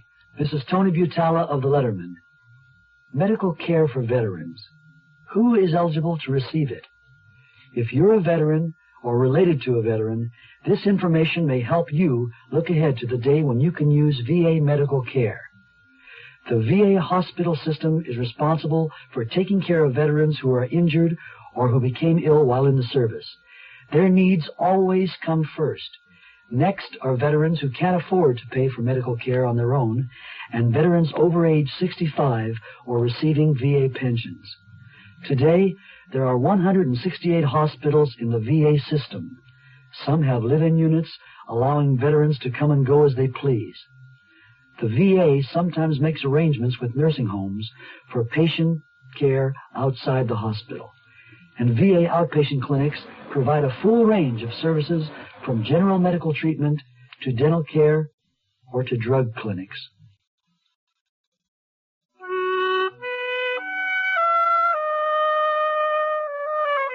I couldn't believe it. But it was her, all right. Mrs. Puddleford from down the road. She hadn't come near our place for a year or more. What was she coming now for? Well, there was no time to warn Sister Love. All I could do was try and bluff it out, like I'd done with the deputy about Joe John. Dorcas, girl, how are you? How are you, Mrs. Puddleford? I'm sweltering in this heat, I can tell you. Yes, it's very warm, isn't it? Oh, warm is hardly the word. Oh, I didn't know you had company, Dorcas. Well, that's all right, Mrs. Puddleford. You come on in. This is my cousin, Mary Kimball from Seattle, Washington. How'd you do, Miss Kimball? How'd you do? Sorry to bother you, Dorcas, but I need to borrow a cup of sugar. Well, of course, I'll get it for you right away. No hurry, dear. It's too hot to hurry, right, Mrs. Kimball? Yeah. Perhaps Mrs. Puddleford would like a glass of lemonade, Dorcas. That would hit the spot, all right. I'll get you a glass. Oh, thank you, Dorcas. It's mighty neighborly of you. I'm sorry it's been so long since I've had a chance to call on you. I noticed your pa's gotten himself a new car. Well, that's Joe John's car. He's my cousin. My other cousin, he's from out of state, too. We're having a kind of family reunion. Well, now, that's nice. I always think it's nice when a family can keep in touch. In these hard times, so many families are being split up. Some have to go to look for work one place and some another, and like as not, nobody finds any place. Of course, most folks just don't have the money to go flitting all over the country. Oh, goodness. Dorcas, that's not your pa liquored up again, is it? So that's only Joe John, my other cousin I just told you about. Joe John, this here is Mrs. Puddleford from down the road. Oh, hello, Mrs. Puddleford. I explained how we're having kind of a family reunion. You and Cousin Mary and me. Oh, nice to meet you, Mr. Kimball. Plunkett. My name's Plunkett. Here's your cup of sugar. Oh, yes. Suppose I should be getting back. I imagine you all have family business to discuss? Yes, in fact, we do. You've been here a few days longer than Miss Kimball, haven't you, Mr. Plunkett? Yeah, that's right. My place being right on the road where it is, I can't help noticing people coming and going. Must say I didn't see when you arrived, though, Miss Kimball. I came by train, and Joe John drove in to pick me up. We didn't get here to the house until quite late at night. Oh, I see. By the way, Mrs. Puddleford, did you happen to take in that revival meeting they had across the way a few days ago? Oh, no. My church doesn't hold with those offshoot religions. Well, the reason I mentioned it is I just read in the paper that lady evangelist who ran it got herself kidnapped. You don't say. Why, that sounds like that other one out there in California. Claimed she was kidnapped a few years back. Said some men held her prisoner in Mexico or some such place. But there were a lot of people who thought that was a put-up job just for publicity. Well, it's not a fact. I guess it's like they say, everything's been done before, right, Cousin Mary? I wouldn't know. Well, nice meeting you all. Thanks for the sugar, Dorcas. You're welcome, Mrs. Puddleford. You fool! Why did you purposely throw the newspaper story in her face like that? So that big grand plot of yours wasn't so original with you after all, was it? I don't know anything about that other case. All I'm concerned about is what if that busybody recognized me? It would ruin everything. Oh, come on. Now, Sister Love sitting at Dorcas Kimball's kitchen table in a plain cotton dress sipping lemonade. The Lord's handmaiden herself. I'm going upstairs for some peace and quiet. It's true. No one would ever imagine Sister Love in a place like this.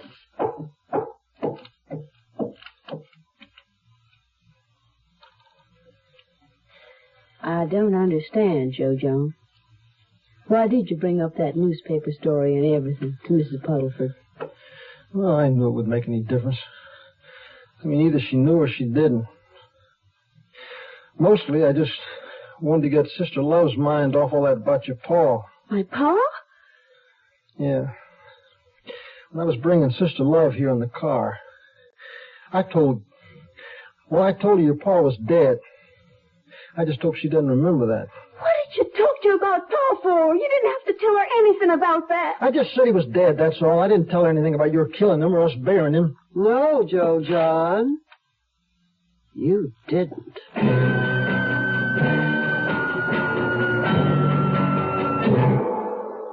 You are listening to Mutual's presentation of The Zero Hour. Be prepared. Are you ready to get more? Be prepared. Are you ready to take the lead? 'Cause if you ain't, who'll take care of the futures of our sons? Well, let me ask you now, who's gonna tell them about the pusher man? Who's gonna show them how to clean the land? Who's gonna tell boys they shouldn't drop out? Who's gonna show them what it's all about? You know you can if you want to. You can if you want to right now. Well, let me lay it on you. Well, let me tell them, if you're 18 or older, you can help a lot of guys be prepared by being a leader in scouting. I mean it, fella, scouting today's a lot more than you think. Be prepared. Are you ready to get more? Be prepared. Are you ready to take the lead?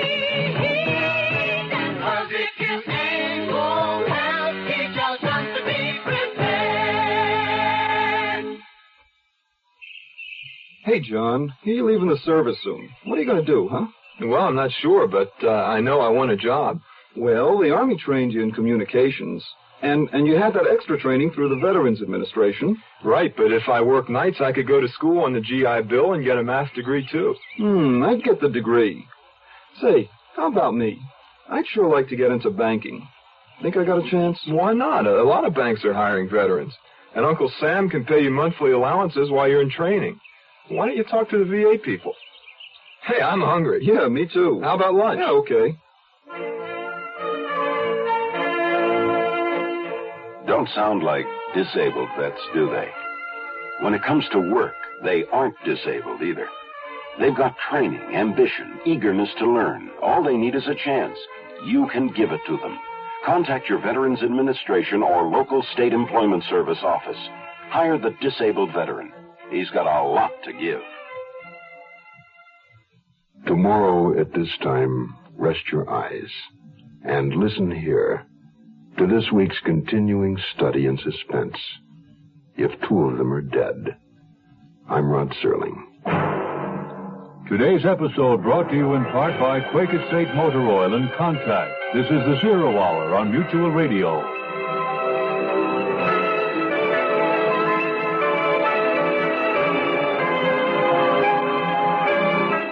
You have been listening to The Zero Hour, a presentation of the Mutual Broadcasting System in association with Hollywood Radio Theater. Heard every weekday at this time. Rod Serling is your host. Zero Hour is produced and directed by Elliott Lewis.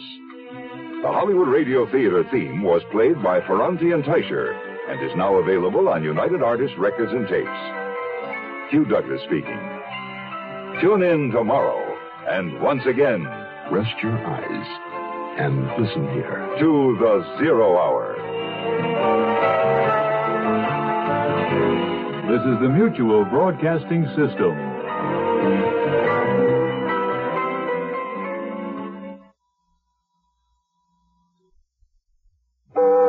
I'm Rod Serling. You're listening to The Zero Hour. Rest your eyes.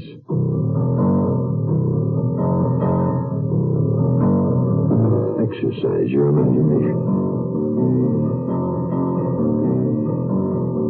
This week, Stanton Forbes' bizarre retrospective tale of entanglement. If two of them are dead. Starring Earl Howard, Kathleen Burns,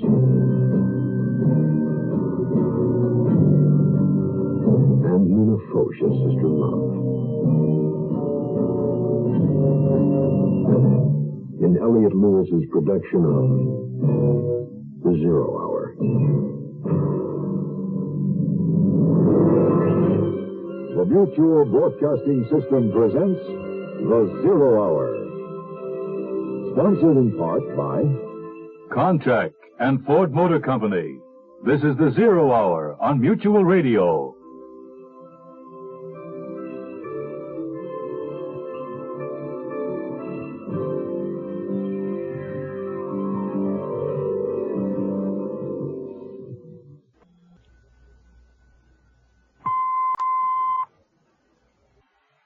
Secrets, like promises, are sometimes hard to keep.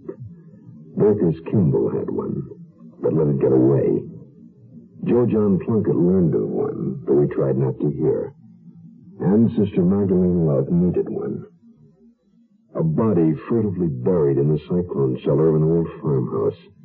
A deadly secret now shared by three people. Time now for the test of the old adage. Three may keep a secret if two of them are dead. Our story continues in a moment. Some excuses for not wearing safety belts are only good for cuts and bruises. Some excuses for not wearing safety belts are good for broken arms. Some excuses for not wearing safety belts are good for compound fractures. Some excuses for not wearing safety belts are good for concussions. I can't wear it because I'm holding a baby and it's rush hour when I do most of my traveling. You don't need to be so you don't drive that far. In the city, I just never put them on. I consider myself a careful driver, so I don't need it. Well, when I'm driving, I'm behind the wheel, so I don't think I need them. Most of my time will be taken up for buckling and unbuckling. Well, my father never wears them, so why should I? All excuses for not wearing safety belts are good for nothing. I drove over 1 million miles on an accident. What's your excuse?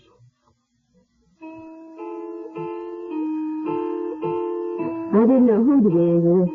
My pa for being the way he was, Joe Jones for talking to Cindy about it, or Sister Love for listening in on other people's business. Sometimes there's no one to blame but yourself. Anyway, Sister Love knew all about what had happened and didn't waste any time using it to her advantage. So innocent little Dorcas here is a murderer, and you, Joe John, are an accomplice after the fact, as they say. No wonder the two of you weren't shocked by my harmless little kidnap plot. Where's all that love and forgiveness you preach when you got that fancy purple robe on? Dorcas will have to work out her own atonement for her sins. And you for yours, Joe John Plunkett. And what about Snow White, Sister Love? I am still as I always was when my dear mother and father were beside me. I sleep the sleep of the good little girl. I told you to keep that dog outside. You can't stay outside all the time. Hi, Tippy. This is Dorcas's house, and that's her dog. Now, it seems to me you don't have the right to order either one of them around. I'm paying all the expenses, aren't I? That gives me every right. And we have work to do, so get that mongrel out of here. It's all right, Jojo. Take Tippy back outside now. Come on, Tippy. Come on. I'm not at all happy with the way things are going so far. You mean because you're not hitting the front page headlines? That's not our fault. At least your picture was in today's paper. On page 5. Oh, you were right, Joe John. We should send a letter of instructions about the ransom. Tonight. All right. Go ahead and write this. Dear Uncle Micah, I'm being forced to write this note. Mail ransom money at once to Clay Turner. Clay Turner? The man who was drunk at your meeting that night. That's as good a name as any, isn't it? Now, just keep writing. To Clay Turner, General Delivery, Wichita, Kansas. And mark, please forward on outside of package. What's that for? Tomorrow morning early, I'm going to go down and fill out a card to forward any mail for Clay Turner to General Delivery, Chicago. I mean, that ought to send them on a wild goose chase. I decided it'd be too dangerous for us to try to pick up that package. I mean, it's only going to be a dummy for a newspaper anyway. So, look, go ahead. Write, if all goes well, I will be released on receipt of the money. But I don't know where. We have to keep them guessing about where we are. Is that all you want me to write? No, finish it off with, please do as they say, Uncle Micah. They haven't harmed me. And sign it. The thing is where to mail it from. Surprised you don't have that all worked out, too. I got it worked out. It's only about 50 miles or so to the Oklahoma border. Next night I'll drive over there and just mail it from there somewhere. I have to admit, that sounds like a good idea. Can I ride with you, Joe John? I've never been to Oklahoma. No, I'm only going to be driving as far as the first mailbox I come to, so... You'll still be Oklahoma. No, Dorcas, I'd rather go by myself. I haven't had much chance to be alone since I've been here. That wasn't exactly true. Lying out on my cot in the workshop, I was alone every night. Long enough to remember everything I wanted to forget. And then finally to fall asleep and dream the whole thing back to life again. I was a boy again, coming home from school. Coming home to the house I remember best, a pretty little white house with rose bushes. As I came up the walk, I looked up and saw the open window with the white curtain blowing out of it, my mother's room. I walked up the steps across the porch, let the screen door bang behind me, passed my school books on the table, and I called out, Mom! I'm home! Mom! She wasn't there, I figured. Gone to the store or something, so I headed for my room. I was thinking about the things I'd just gotten for my birthday, a kite and a new baseball bat, and a toy train. The door to my mother's room was closed, but I heard a sound. I remembered the banging curtain. It's blown in and knocked something over, I thought. So I opened the door, and the whole world went crazy. The room was full of strange stick people gesturing wild and all talking at once in angry words that I couldn't understand. Then silence, and then the voices again. And somehow I stood in the middle of all of it with my baseball bat in my hand. It was shining and moving it. There was blood all over it. And I just stood there wondering, how did I get blood all over my new baseball bat?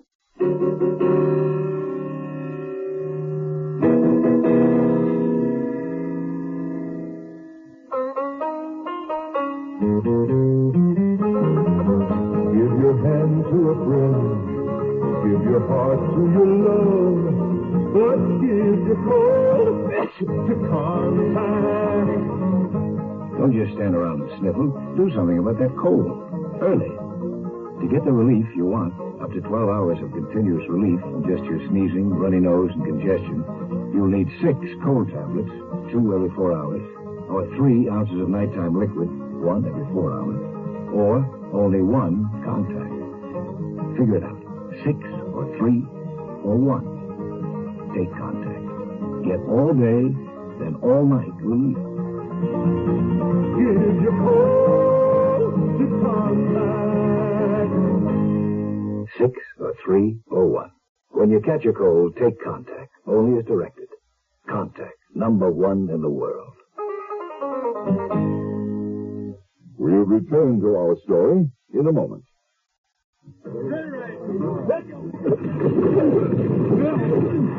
I'm Roger Staubach. I'm not here to talk to you as quarterback for the Dallas Cowboys, but as an ex-serviceman who'd rather have his head beaten in on the football field than practice his skills in another war. And that's why I'm rooting for the world's most successful peacekeeping team, the North Atlantic Treaty Organization. It's worked for nearly a quarter of a century. In that time, the 15 Atlantic nations that make up NATO have been building teamwork like never before. In Europe, historically the world's greatest trouble spot, they have helped keep the peace and develop economic cooperation. They have generated a game plan through which problems like arms control and pollution are being attacked. Believe me, it's needed. The world's been kicked around enough. Let's help strengthen the NATO team. NATO works. Something else might not. This message was brought to you by the Atlantic Council of the United States.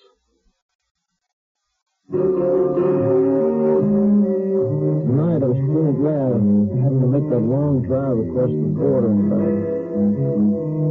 Maybe instead of going to bed trying to sleep, find myself back in that same nightmare I'd lived with for years.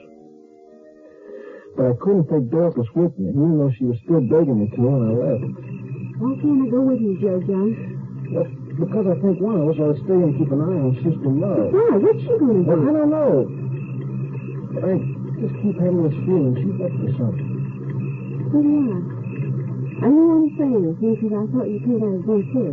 But I'm kind of scared here, Joe John. Oh, there's nothing to be scared of. Yeah.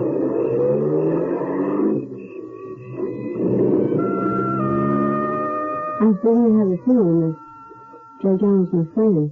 Only friend I had besides Tippy.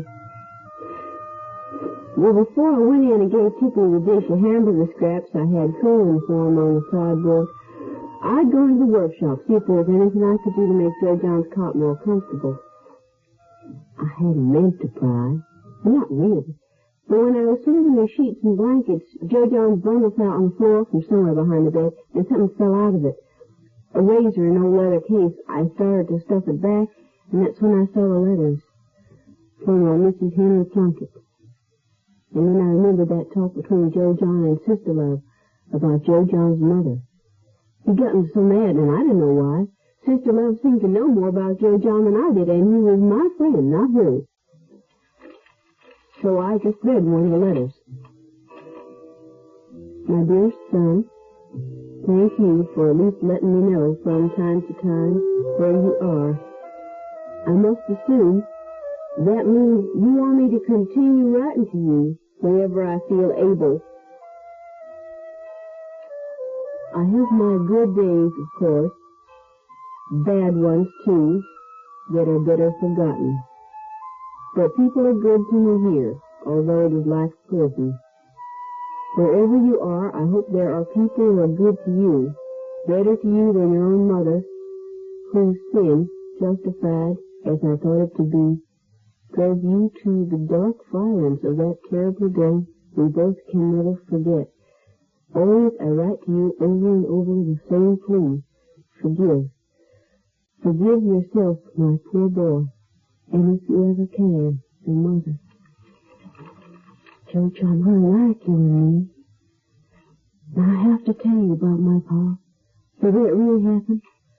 Joe John, hurry up and come back.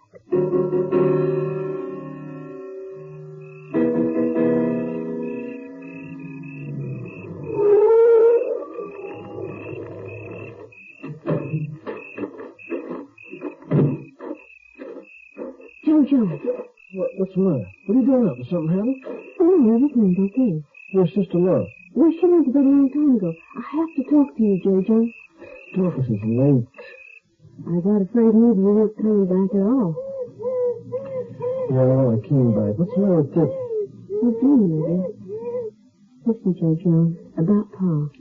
I want you to know exactly how it happened, so maybe you won't feel so bad about your part of it. Never mind that. That's over and done with. After Ma went away and died, Pa took after me sometimes. When he was too wicked up to know what he was doing, I mean. I guess he was crazy with loneliness and all, you know. Mm-hmm. Dorcas, how old are you? The truth. Well, I want to tell you about that, too. I lied to you. I'm not 17. I was just 15 my last birthday. Go on about your father. Well, like I said... No, I don't mean about that part. How did you kill her? I mean, did you hit him or something, or what'd you do? I pushed him with all the strength I could, and it fell.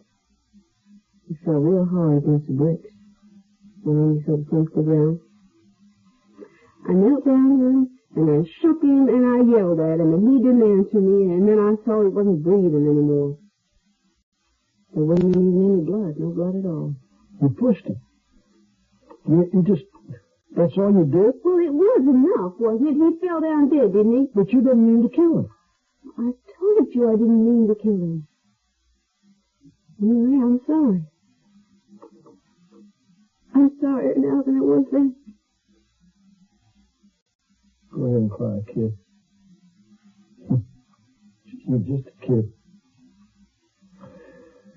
Like I was, Miss.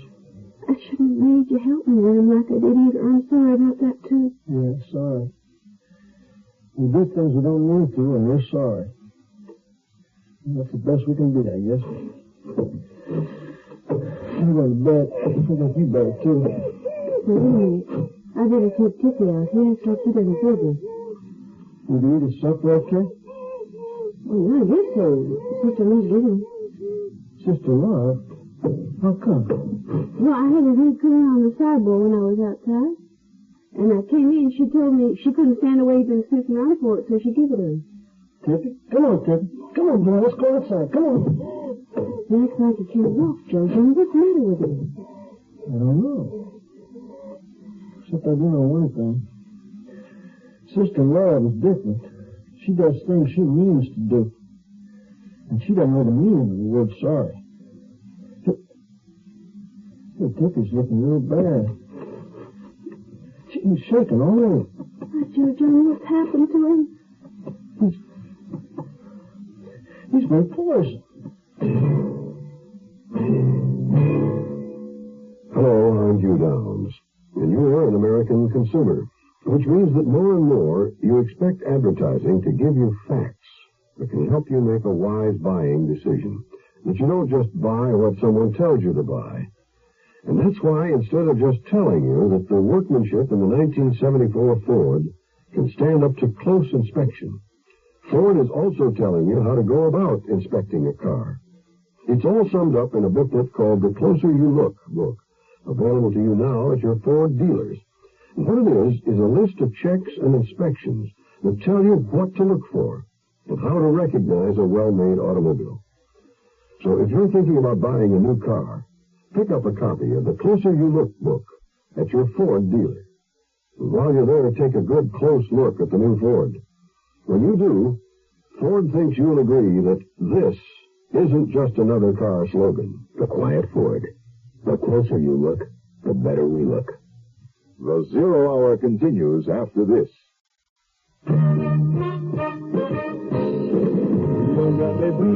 But still I'm a man, just turned 18, and I'll do what I can to find me a place where I can be me, get ready for life, be free as the sea. Oh, where do I go from here? Oh, where do I go from here? What about the new Navy? You'll get your chance at success, learn an exciting job, and see the world. If you think you've got what it takes to make it in the new Navy, call toll-free 800-841-8000 or see your Navy recruiter. Be someone special in the new Navy. All over the world, so much to do.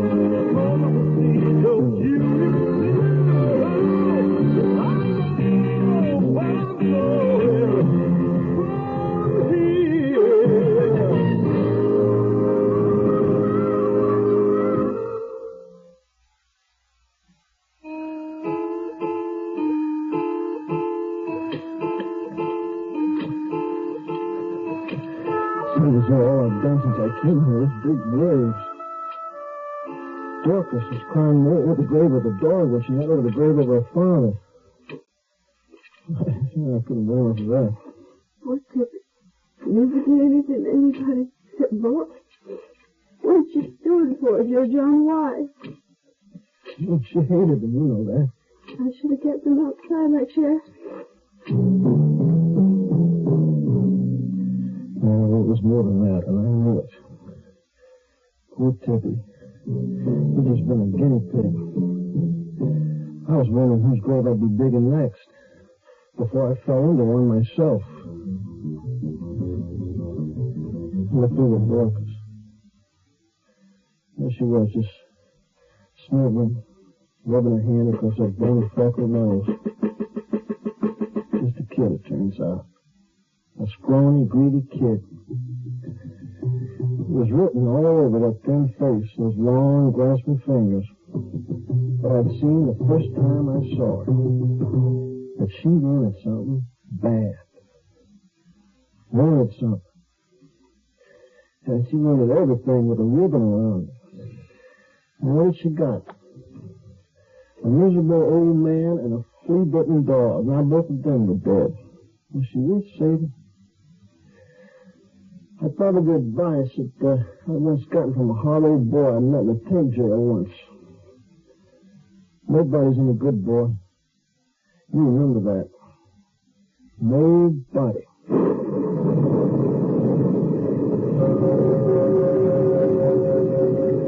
I left Dorothy standing lingering by Tippy's grave with the rain starting to come down, because I knew that's what she wanted me to do.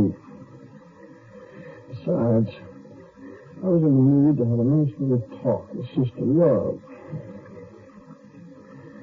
She was in the parlor, sitting with her back to the stone, doing outside the window. For the first time since she came here, she went around with those plain cotton house dresses she'd had Dorcas buy for her. No, she had on a flimsy lavender negligee that obviously was her own. She was playing solitaire. As soon as I came into the room, I saw that she was cheating. If you throw out the rules, what's the point of the game? Winning, the only thing that matters. To you, to everybody, except children and fools. You know, I was always told never to trust anybody who didn't like dogs. Where is Dorcas? Off somewhere still sniveling over that mangy little mongrel? Tippy meant a lot to her. No. Animals get sick and die, just like people. But why don't you do it? What are you up to?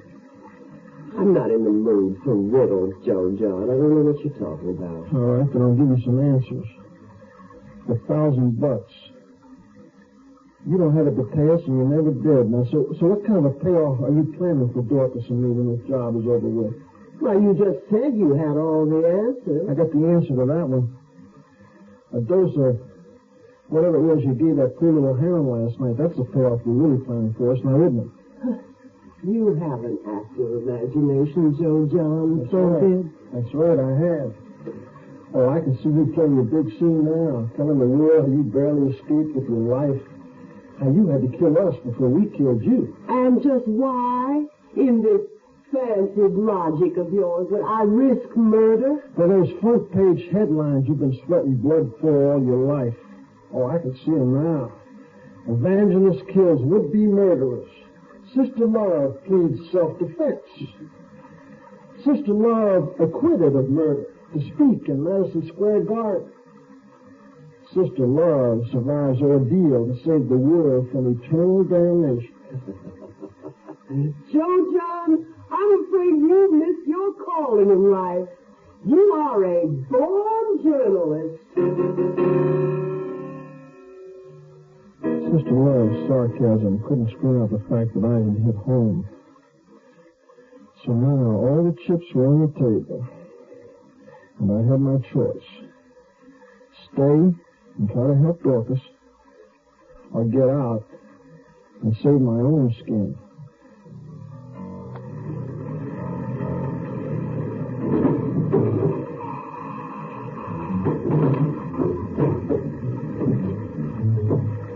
cold and dark in the cellar.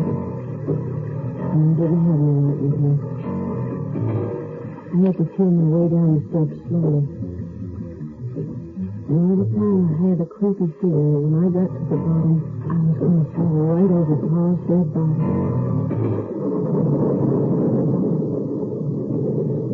Of course, Paul was buried in the ground. Same as Tippy. I felt the soft, damp earth of Paul's grave under my feet and I stepped back real quick. But the bricks stayed cold and dry under my fingers. And I felt my way along the wall till I found it, a loose brick, and behind it, Great Aunt Nadine's beaded purse and the gold coins.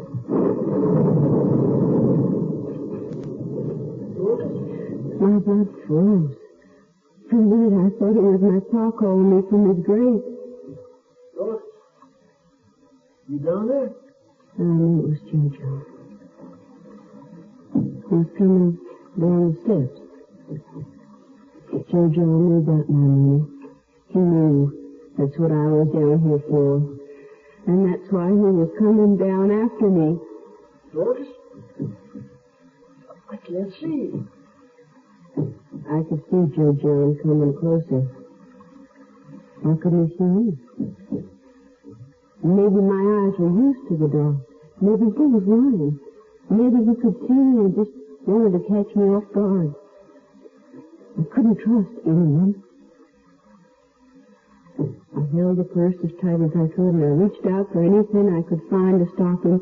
In my free hand, found that loose brick, and I raised it up over my head, and I waited. And I waited for Joe John to take one more step.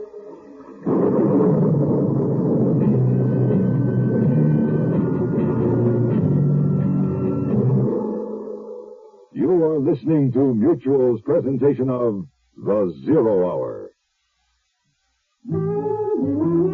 Hello, this is William Conrad. If you're planning a trip abroad this year, you'll be returning to the United States through customs. You'll be asked to declare, either orally or in writing, everything you've acquired abroad and have in your possession at the time. Your baggage and belongings will be examined, and during thorough examinations for illegal narcotics, you may experience a slight delay. In order to clear customs more quickly, it's a good idea to keep all sales slips and have them handy when you make your declaration. Also, do your best to pack the articles you've acquired abroad in the same suitcase. Know before you go about customs rules and regulations. For free information, contact the U.S. Treasury Department's Bureau of Customs District Office nearest you and ask for customs hints for returning U.S. residents. You will find the Customs Office listed in your phone book under U.S. Government. Open up! It's me, Napoleon Bonaparte, Emperor of all France, much of the civilized world, and Louisiana is the deal for soon. Quick, Pierre, hide in the closet. Napoleon must not find you here. Come in, Napoleon. Ah, Josephine, I had to see you. Napoleon, my dearest heart, what are you doing here? I thought you were at Waterloo. I was, but it ended early. What is that? I smell cigarette smoke. You know I hate you to smoke. I didn't. I don't. I started again. Aha! The smoke coming from that closet. Come out of there, you scoundrel, and on guard. Putting me in there to pick up the dry cleaning? Take that, you filthy escargot. This World History lesson was brought to you by your American Cancer Society, which says smoking can be injurious to your health. Touché! In more ways than one. Tomorrow at this time, rest your eyes and listen here to this week's continuing study in suspense. If two of them are dead. I'm Rod Serling. Today's episode brought to you in part by Contact and Ford Motor Company. This is the Zero Hour on Mutual Radio.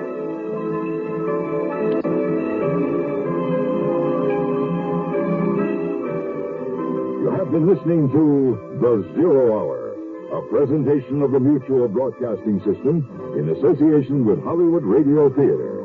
Heard every weekday at this time. Rod Serling is your host. 0 Hour is produced and directed by Elliott Lewis. The Hollywood Radio Theater theme was played by Ferranti and Fleischer and is now available on United Artists Records and Tapes. Hugh Douglas speaking. Tune in tomorrow, and once again, rest your eyes and listen here to the 0 Hour. This is the Mutual Broadcasting System.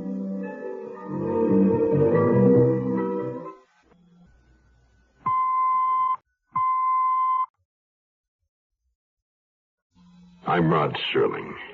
You're listening to the 0 Hour. Rest your eyes.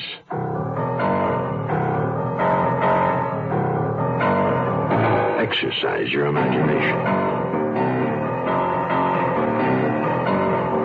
This week, Stanton Forbes' bizarre retrospective tale of entanglement. If two of them are dead. Starring Earl Holliman, Catherine Burns,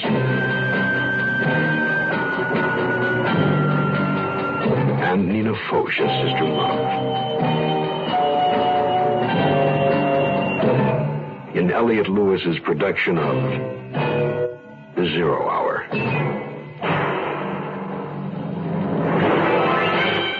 The Mutual Broadcasting System presents The 0 Hour. Sponsored in part by Ford Motor Company, MEM, and Sign Off. This is the 0 Hour on Mutual Radio.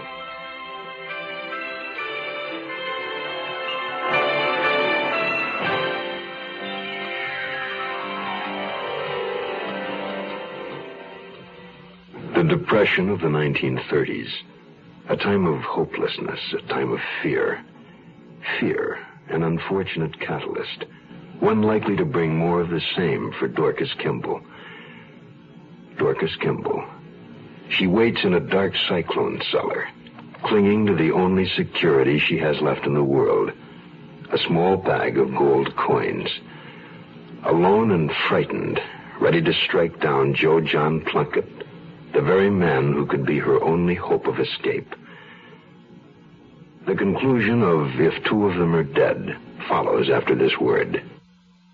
A professor of psychology revealing the complexities of man's behavior.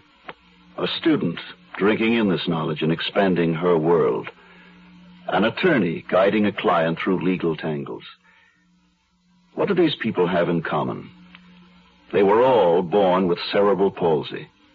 And the professor, the student, the attorney, and the messenger and the clerk as well have all proven one important thing. They're functioning in spite of their handicaps. When you're born with the brain damage that results in the condition we call cerebral palsy, it takes a lot of determination and courage to surmount that handicap. But that's not all it takes. United Cerebral Palsy is an agency that helps, but not without you. This is Richard Kiley.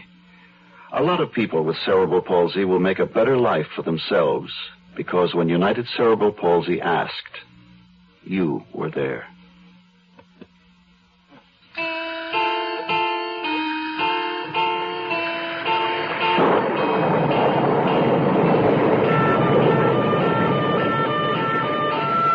Poor Dorcas. You poor little girl. Ever since I showed up, I've been cursing my own bad luck. Then while I was standing there on the cellar steps, in the pitch dark, it first occurred to me, her luck wasn't all that much to speak of either. Hell, she'd met me, the Friday the 13th of humanity.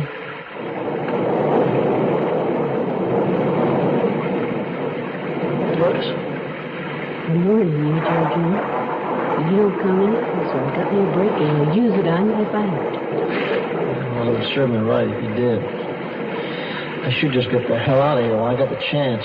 But what do you want, Jojo? You answer me before I heed this breath. I'm not after that money of yours, if that's what you're thinking. And what'd you come down here after me for? To warn you about Sister Love. What about it? I was right about Tippy. She killed him on purpose. She must have some kind of poison, and she put it in Tippy's food last night. What? Just because he barked at her? No, she hated it. But that's not the reason she poisoned it. Why'd you do it then? Because she's got plans. And we just don't figure on them. At least not the way she told us we were going to. You mean she's not going to pay for that? No, she's sure not. It's funny. I never really believed it anyway. I mean, it wasn't like my money from Great Aunt Nadine. But I knew what it felt like to hold it in my hand, and I could think about it spending it whenever I wanted to. Well, it's not just the money, Dorcas. Sister Love is evil. I mean, she's liable to do anything. Yeah, I know that. She killed Tippy, didn't she? I can't decide if you're my friend or not. You shouldn't count on anybody. Well, that's why I came down here after my money. It's the only thing I got now to pick on. That's why I picked up that brick when I heard you come. Yeah, well, that was smart. But I think you and I just better stick together till we can figure out what to do about Sister Love. And what can we do? I don't know. I don't know yet. But for now, we better get back up to the house. I have to take my money with me. I don't want to have to come down here anymore. Yeah, well, hang on to it. You may need it. Joe John? Yeah? I could have hit you with that knife. I just couldn't have done it. Don't mind about that. Come on, let's go.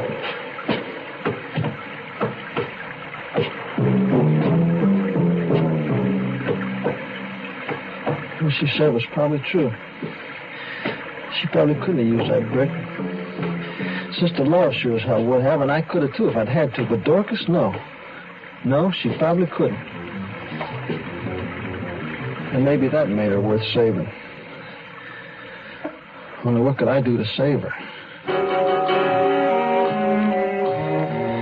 And why not just save Joe John Plunkett? I mean, even an old piece of driftwood has its uses. And who knows, maybe the next jump I made off some freight train might mean good luck. Well, this one had sure been bad luck. Bad luck in spades. There'd been some good luck along the line, I still remember. Like San Angelo, Bessie Sproul. First, that'd looked like I struck out again, too. Hopping down off that freight to find the only car on the road was this old girl's jalopy. Stopped dead with a tire flutter and my bankroll. Mister, look, I know fixing a flat for an old broad like me is something you could live without, but I'll give you a lift into town in exchange. And if you've got the time to spare, you're welcome to take supper with my old man and me. I know my way around the kitchen pretty good. That turned out to be an understatement. For the next 6 weeks, I never ate so good. Turned out Bessie's old man was laid up with a bum back, and Bessie needed somebody to help her run this miniature golf course until he got better. I guess maybe that was the sweetest 6 weeks of my life. What made me think of it now, I wondered. Bessie Sproul and her old man in San Angelo were a long way from Sister Love fixing a pitcher of lemonade in Dorcas Kimball's kitchen. And that was a question to put my mind to when I got inside the house. Now, why had Sister Love turned domestic all of a sudden? She didn't know her way around the kitchen, as far as I knew. Maybe little Tippy knew better. And I thought some about that. Lemonade, huh? Amen.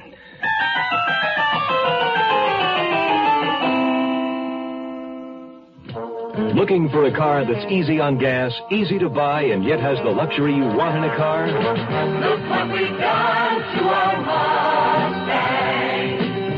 Look what we've done to that car. Now we changed the size, we changed the style, and you're gonna like it fine. So look what we've done to that car. Mustang 2. It's the all-new economical car from Ford. The right car at the right time. Built even smaller than the original Mustang.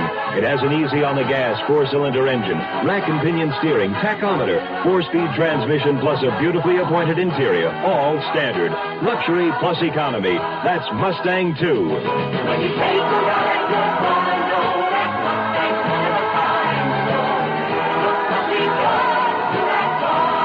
Mustang 2, $28.95 excluding dealer prep, destination charges, title, and taxes. See your local Ford dealer. We'll return to our story in a moment. You're 17, 18. You've graduated from high school. You want to make something of yourself, but you don't have that something to make it with, like money for 4 years of college. What do? Well, you don't need 4 years of college to get a good job. Today, there's a crying need for technicians in exciting fields like oceanography, electronic data processing, health service, environmental control, forestry, and many others. Technicians earn twice the salary of the average high school graduate. Some even make more than 4-year college graduates. All you need is a year or two of technical training. To learn how you can become a technician, send for our free booklet. It's called 25 Technical Careers. Write Careers, Washington, D.C., 20202.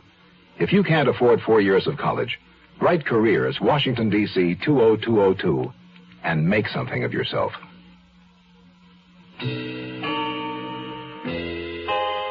It was spooky the way the two of them just sort of stared at each other without talking. She kept stirring the lemonade, and he just looked at her, right at her. And not like he was thinking she was real beautiful, either. You keep stirring that, you're going to wear that spoon off. I was thirsty, and I wasn't going to wait forever. Whatever you and Dorcas were doing outside took you long enough. Dorcas, you better go get out of those wet clothes. She's been standing out by Tippy's grave in the rain. Sentimental foolishness over a dog. Well, it's done, except for the sugar. We can all have some in a moment. I didn't dare take my eyes off Sister Laura's hands.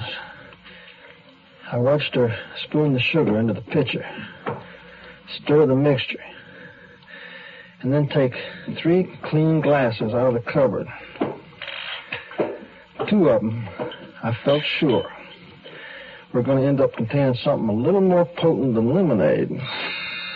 The rain's stopping. I'm glad. Tippy never liked being out in the rain. Oh, God.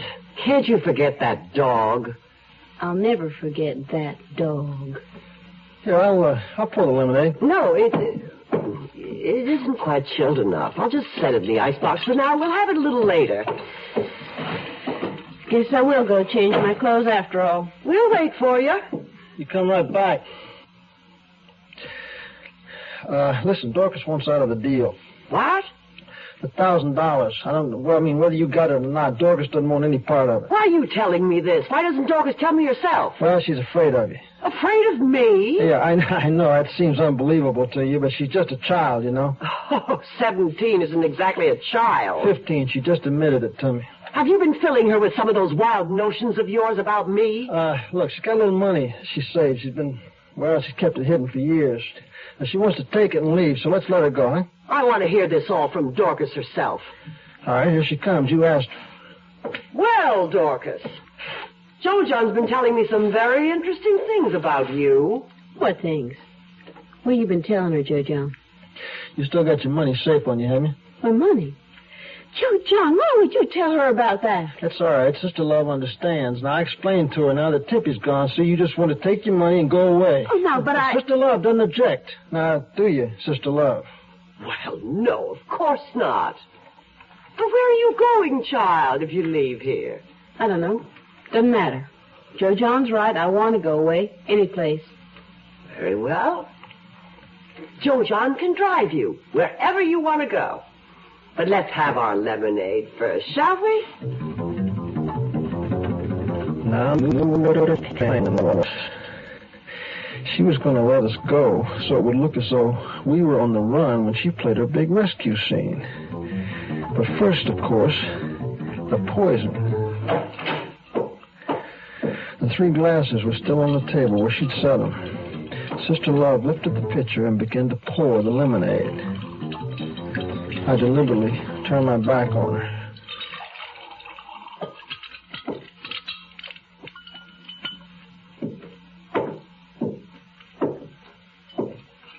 I have to wash my hands. Grave digging's dirty business. You didn't have to help me bury Tippy. I could have done it by myself. Oh, yeah? By yourself, huh? Your pa, too, I suppose. Well, I was scared then. I could do it now. I'm not scared anymore. You'll always be a scared little kid. No matter how old you get. That's not fair, Joe John. You got no call to say that. I see. Now you're bawling again. Listen, you better dry up if you want me to take you any place. Now, let's all calm down with a nice, cooling drink. Here you are, Dorcas. I'm sure Joe John didn't mean what he said. 3 seemingly civilized people sipping lemonade on a muggy summer afternoon. Now, what could be more innocent? I watched as Sister Love and Dorcas tipped their glasses to their mouths and drained them. I smiled, raised mine, and a little toast to them, and then I did the same. I'm ready. You're not going to take anything with you? There's nothing here I want. Well, come on then. Goodbye, Sister Love. And just be glad that you're not ever going to heaven, 'cause Tippy's there and he'd only bark at you. Well, looks like I was wrong. She's not a scared little kid anymore. Oh, by the way, you won't be leaving before too soon, will you, sister? Not likely. Oh, that's good. You see, Joe John Plunkett's beginning to believe good Sister Love, and I sure wouldn't want you to miss it.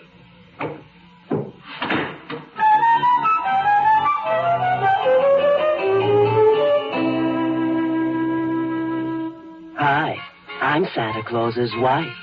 Who do you think keeps Santa cozy warm on those long winter nights? Rudolph the Red-Nosed Reindeer? But what do you give the greatest gift-giving guru of all time?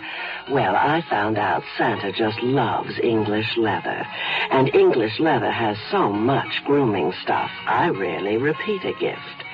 So this Christmas, make sure all your Santas wear English leather. Or nothing at all. Sinus flares up. Sometimes your whole face aches. When you need occasional help, get Sign-Off tablets, the sinus medicine. Sign-Off works with a full dose of pure aspirin for sinus headache, plus a sinus drainer for congestion. That's how Sign-Off helps sinus pain while you drain. Remember, for best relief and safety, take Sign-Off only as directed. Sineoff. The sinus medicine in the bright red box. The Zero Hour continues after this. Here's a tip from your Better Business Bureau. You know, there's no such thing as instant shade from a tree you buy through the mail. It takes a large truck and a crane to move a tree big enough to provide immediate shade. But that doesn't mean that mail-order trees are bad. In fact, if you're planning for the future and have a few years to wait, buying young trees through the mail may be a good idea. But before you buy, compare the tree offered in an ad with one you could buy locally. Find out just how big the tree actually is, and how fast it will really grow, and if it will thrive in your soil and climate. Compare the cost of ordering through the mail with buying locally. And remember, your best assurance of satisfaction, whether you buy shade trees by mail or locally, is to deal with companies who have established reputations for satisfactory dealings. As always, buy what you want, but know what you're buying. Don't look for shade under a tree that's shorter than you are. A consumer tip from your Better Business Bureau. You'd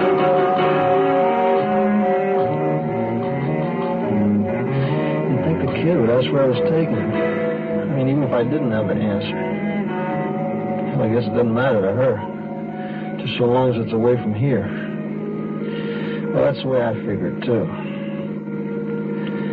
I could see the house getting smaller and smaller in the rearview mirror. A wooden Uncle Sam in the yard and one arm raised in a farewell salute. The miniature painted windmills marching away into the distance reminded me of something, another time, another place. That sweet 6 weeks in St. Angelo. Yeah. Bessie Sproul and her old man and their miniature golf course. Something Bessie had once said to me was struggling to come up for air in my mind. Now, what was it? It was one of those soft summer nights. There were a few players still on the course. A couple of young lovers on about the 9th hole. Oh, they weren't in any hurry to finish their game. And a large, laughing family group just coming up on the 18th. I was the one with the miniature windmill that you had to hit the ball through.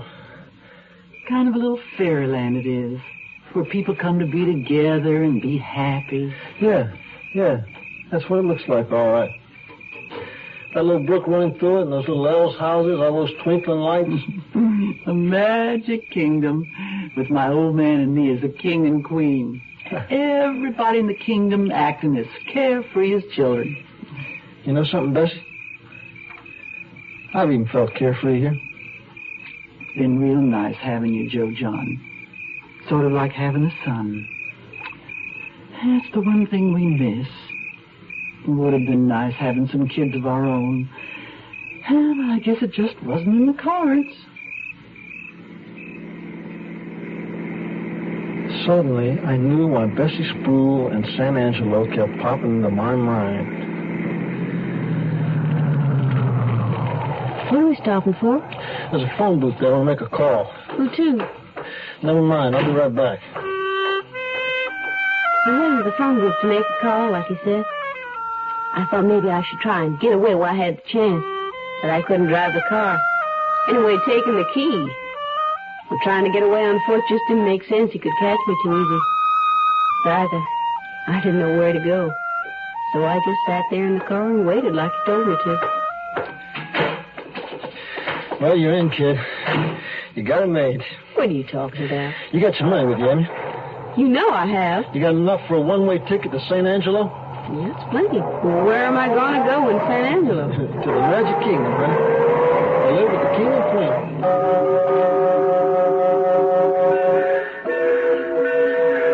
You're going to like Bessie and her old man, Dorcas. And the place they live, too. Hey, it's even got a windmill in the front yard like you used to. Well, it sounds okay. Everybody's happy there, huh? Even I was. Then why aren't you coming too, Joe John? Well, never mind about me. I just gotta do what I have to do, that's all. I don't understand. Then I never have understood you very much. Yeah, well, people can't always understand each other, Dorcas. Oh, you're gonna have to be getting aboard. Maybe you can come along later. Look, kid, if I can ever make it to St. Angelo, I'll be there, okay? Okay. Well, you got your ticket and your address? I got it. Now, you keep your money hid safe while you're on the train, you hear? Oh, I will, don't worry. I guess I don't have to worry about that. Joe John, you never did answer me. Do you think I'm ugly? I mean, sister love isn't beautiful like the Oh, no, Dorcas. No, you're not ugly. Well, my leg's ugly, I know that. Your leg? I keep forgetting about that. You do? All I know is you got the damnedest green eyes I ever saw.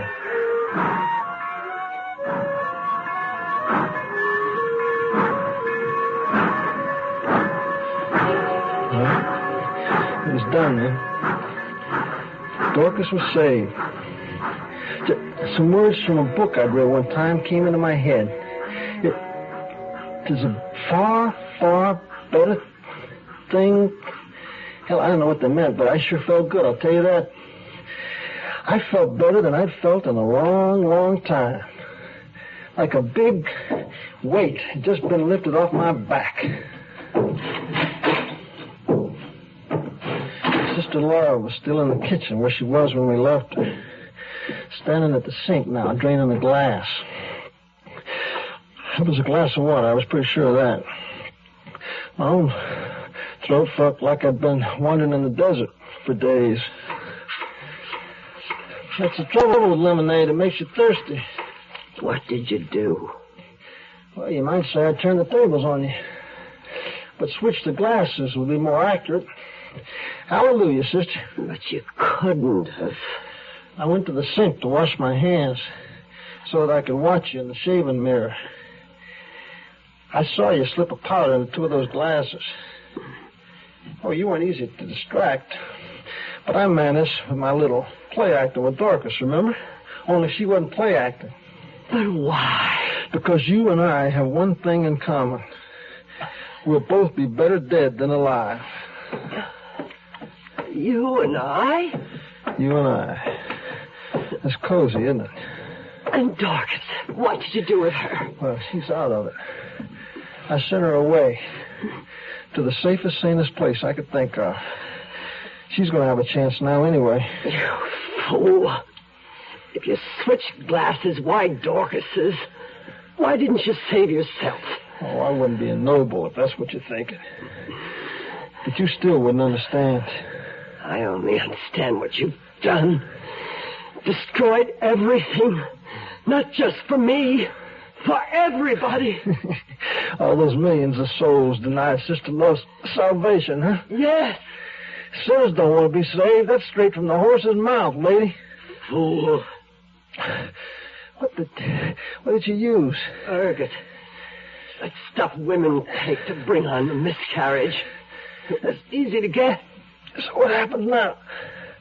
I don't know exactly. Well, we just give a little wine and fall in our graves like Tippy, huh? Sometimes see things before. Are you seeing things?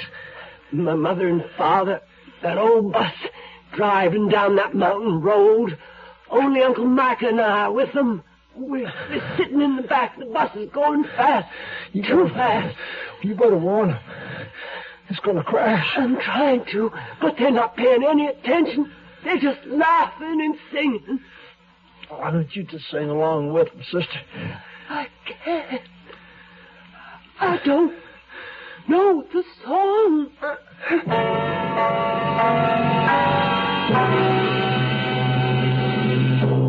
You are listening to Mutual's presentation of The Zero Hour.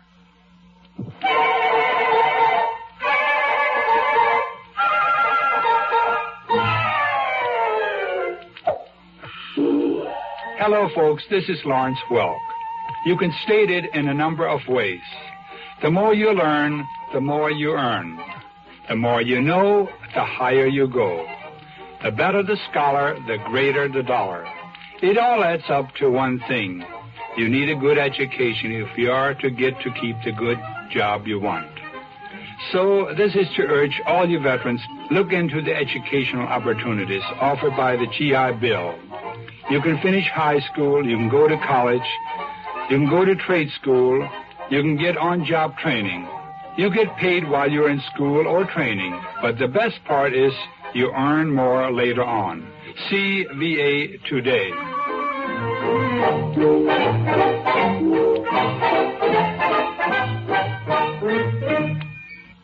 Did you say God? Well, I know him by everything you say and do. Did you say God? Well, I've seen him every time I look at you. He's touched you with his love and with his truth. Don't look any further. You are his proof.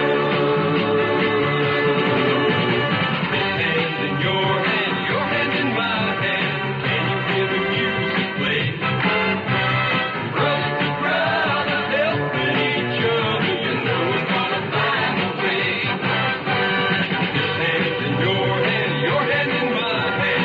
Can you hear the music say? Sisters and brothers, loving each other. We're gonna make a better day. This message is brought to you by Religion in American Life.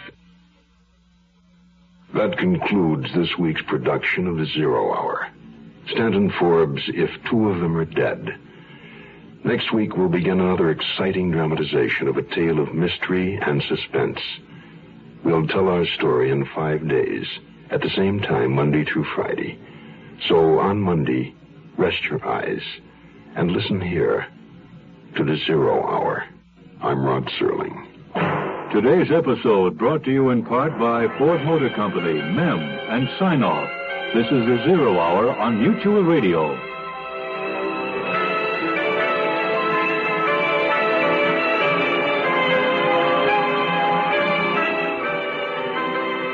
You have been listening to The Zero Hour, a presentation of the Mutual Broadcasting System in association with Hollywood Radio Theater. Heard every weekday at this time.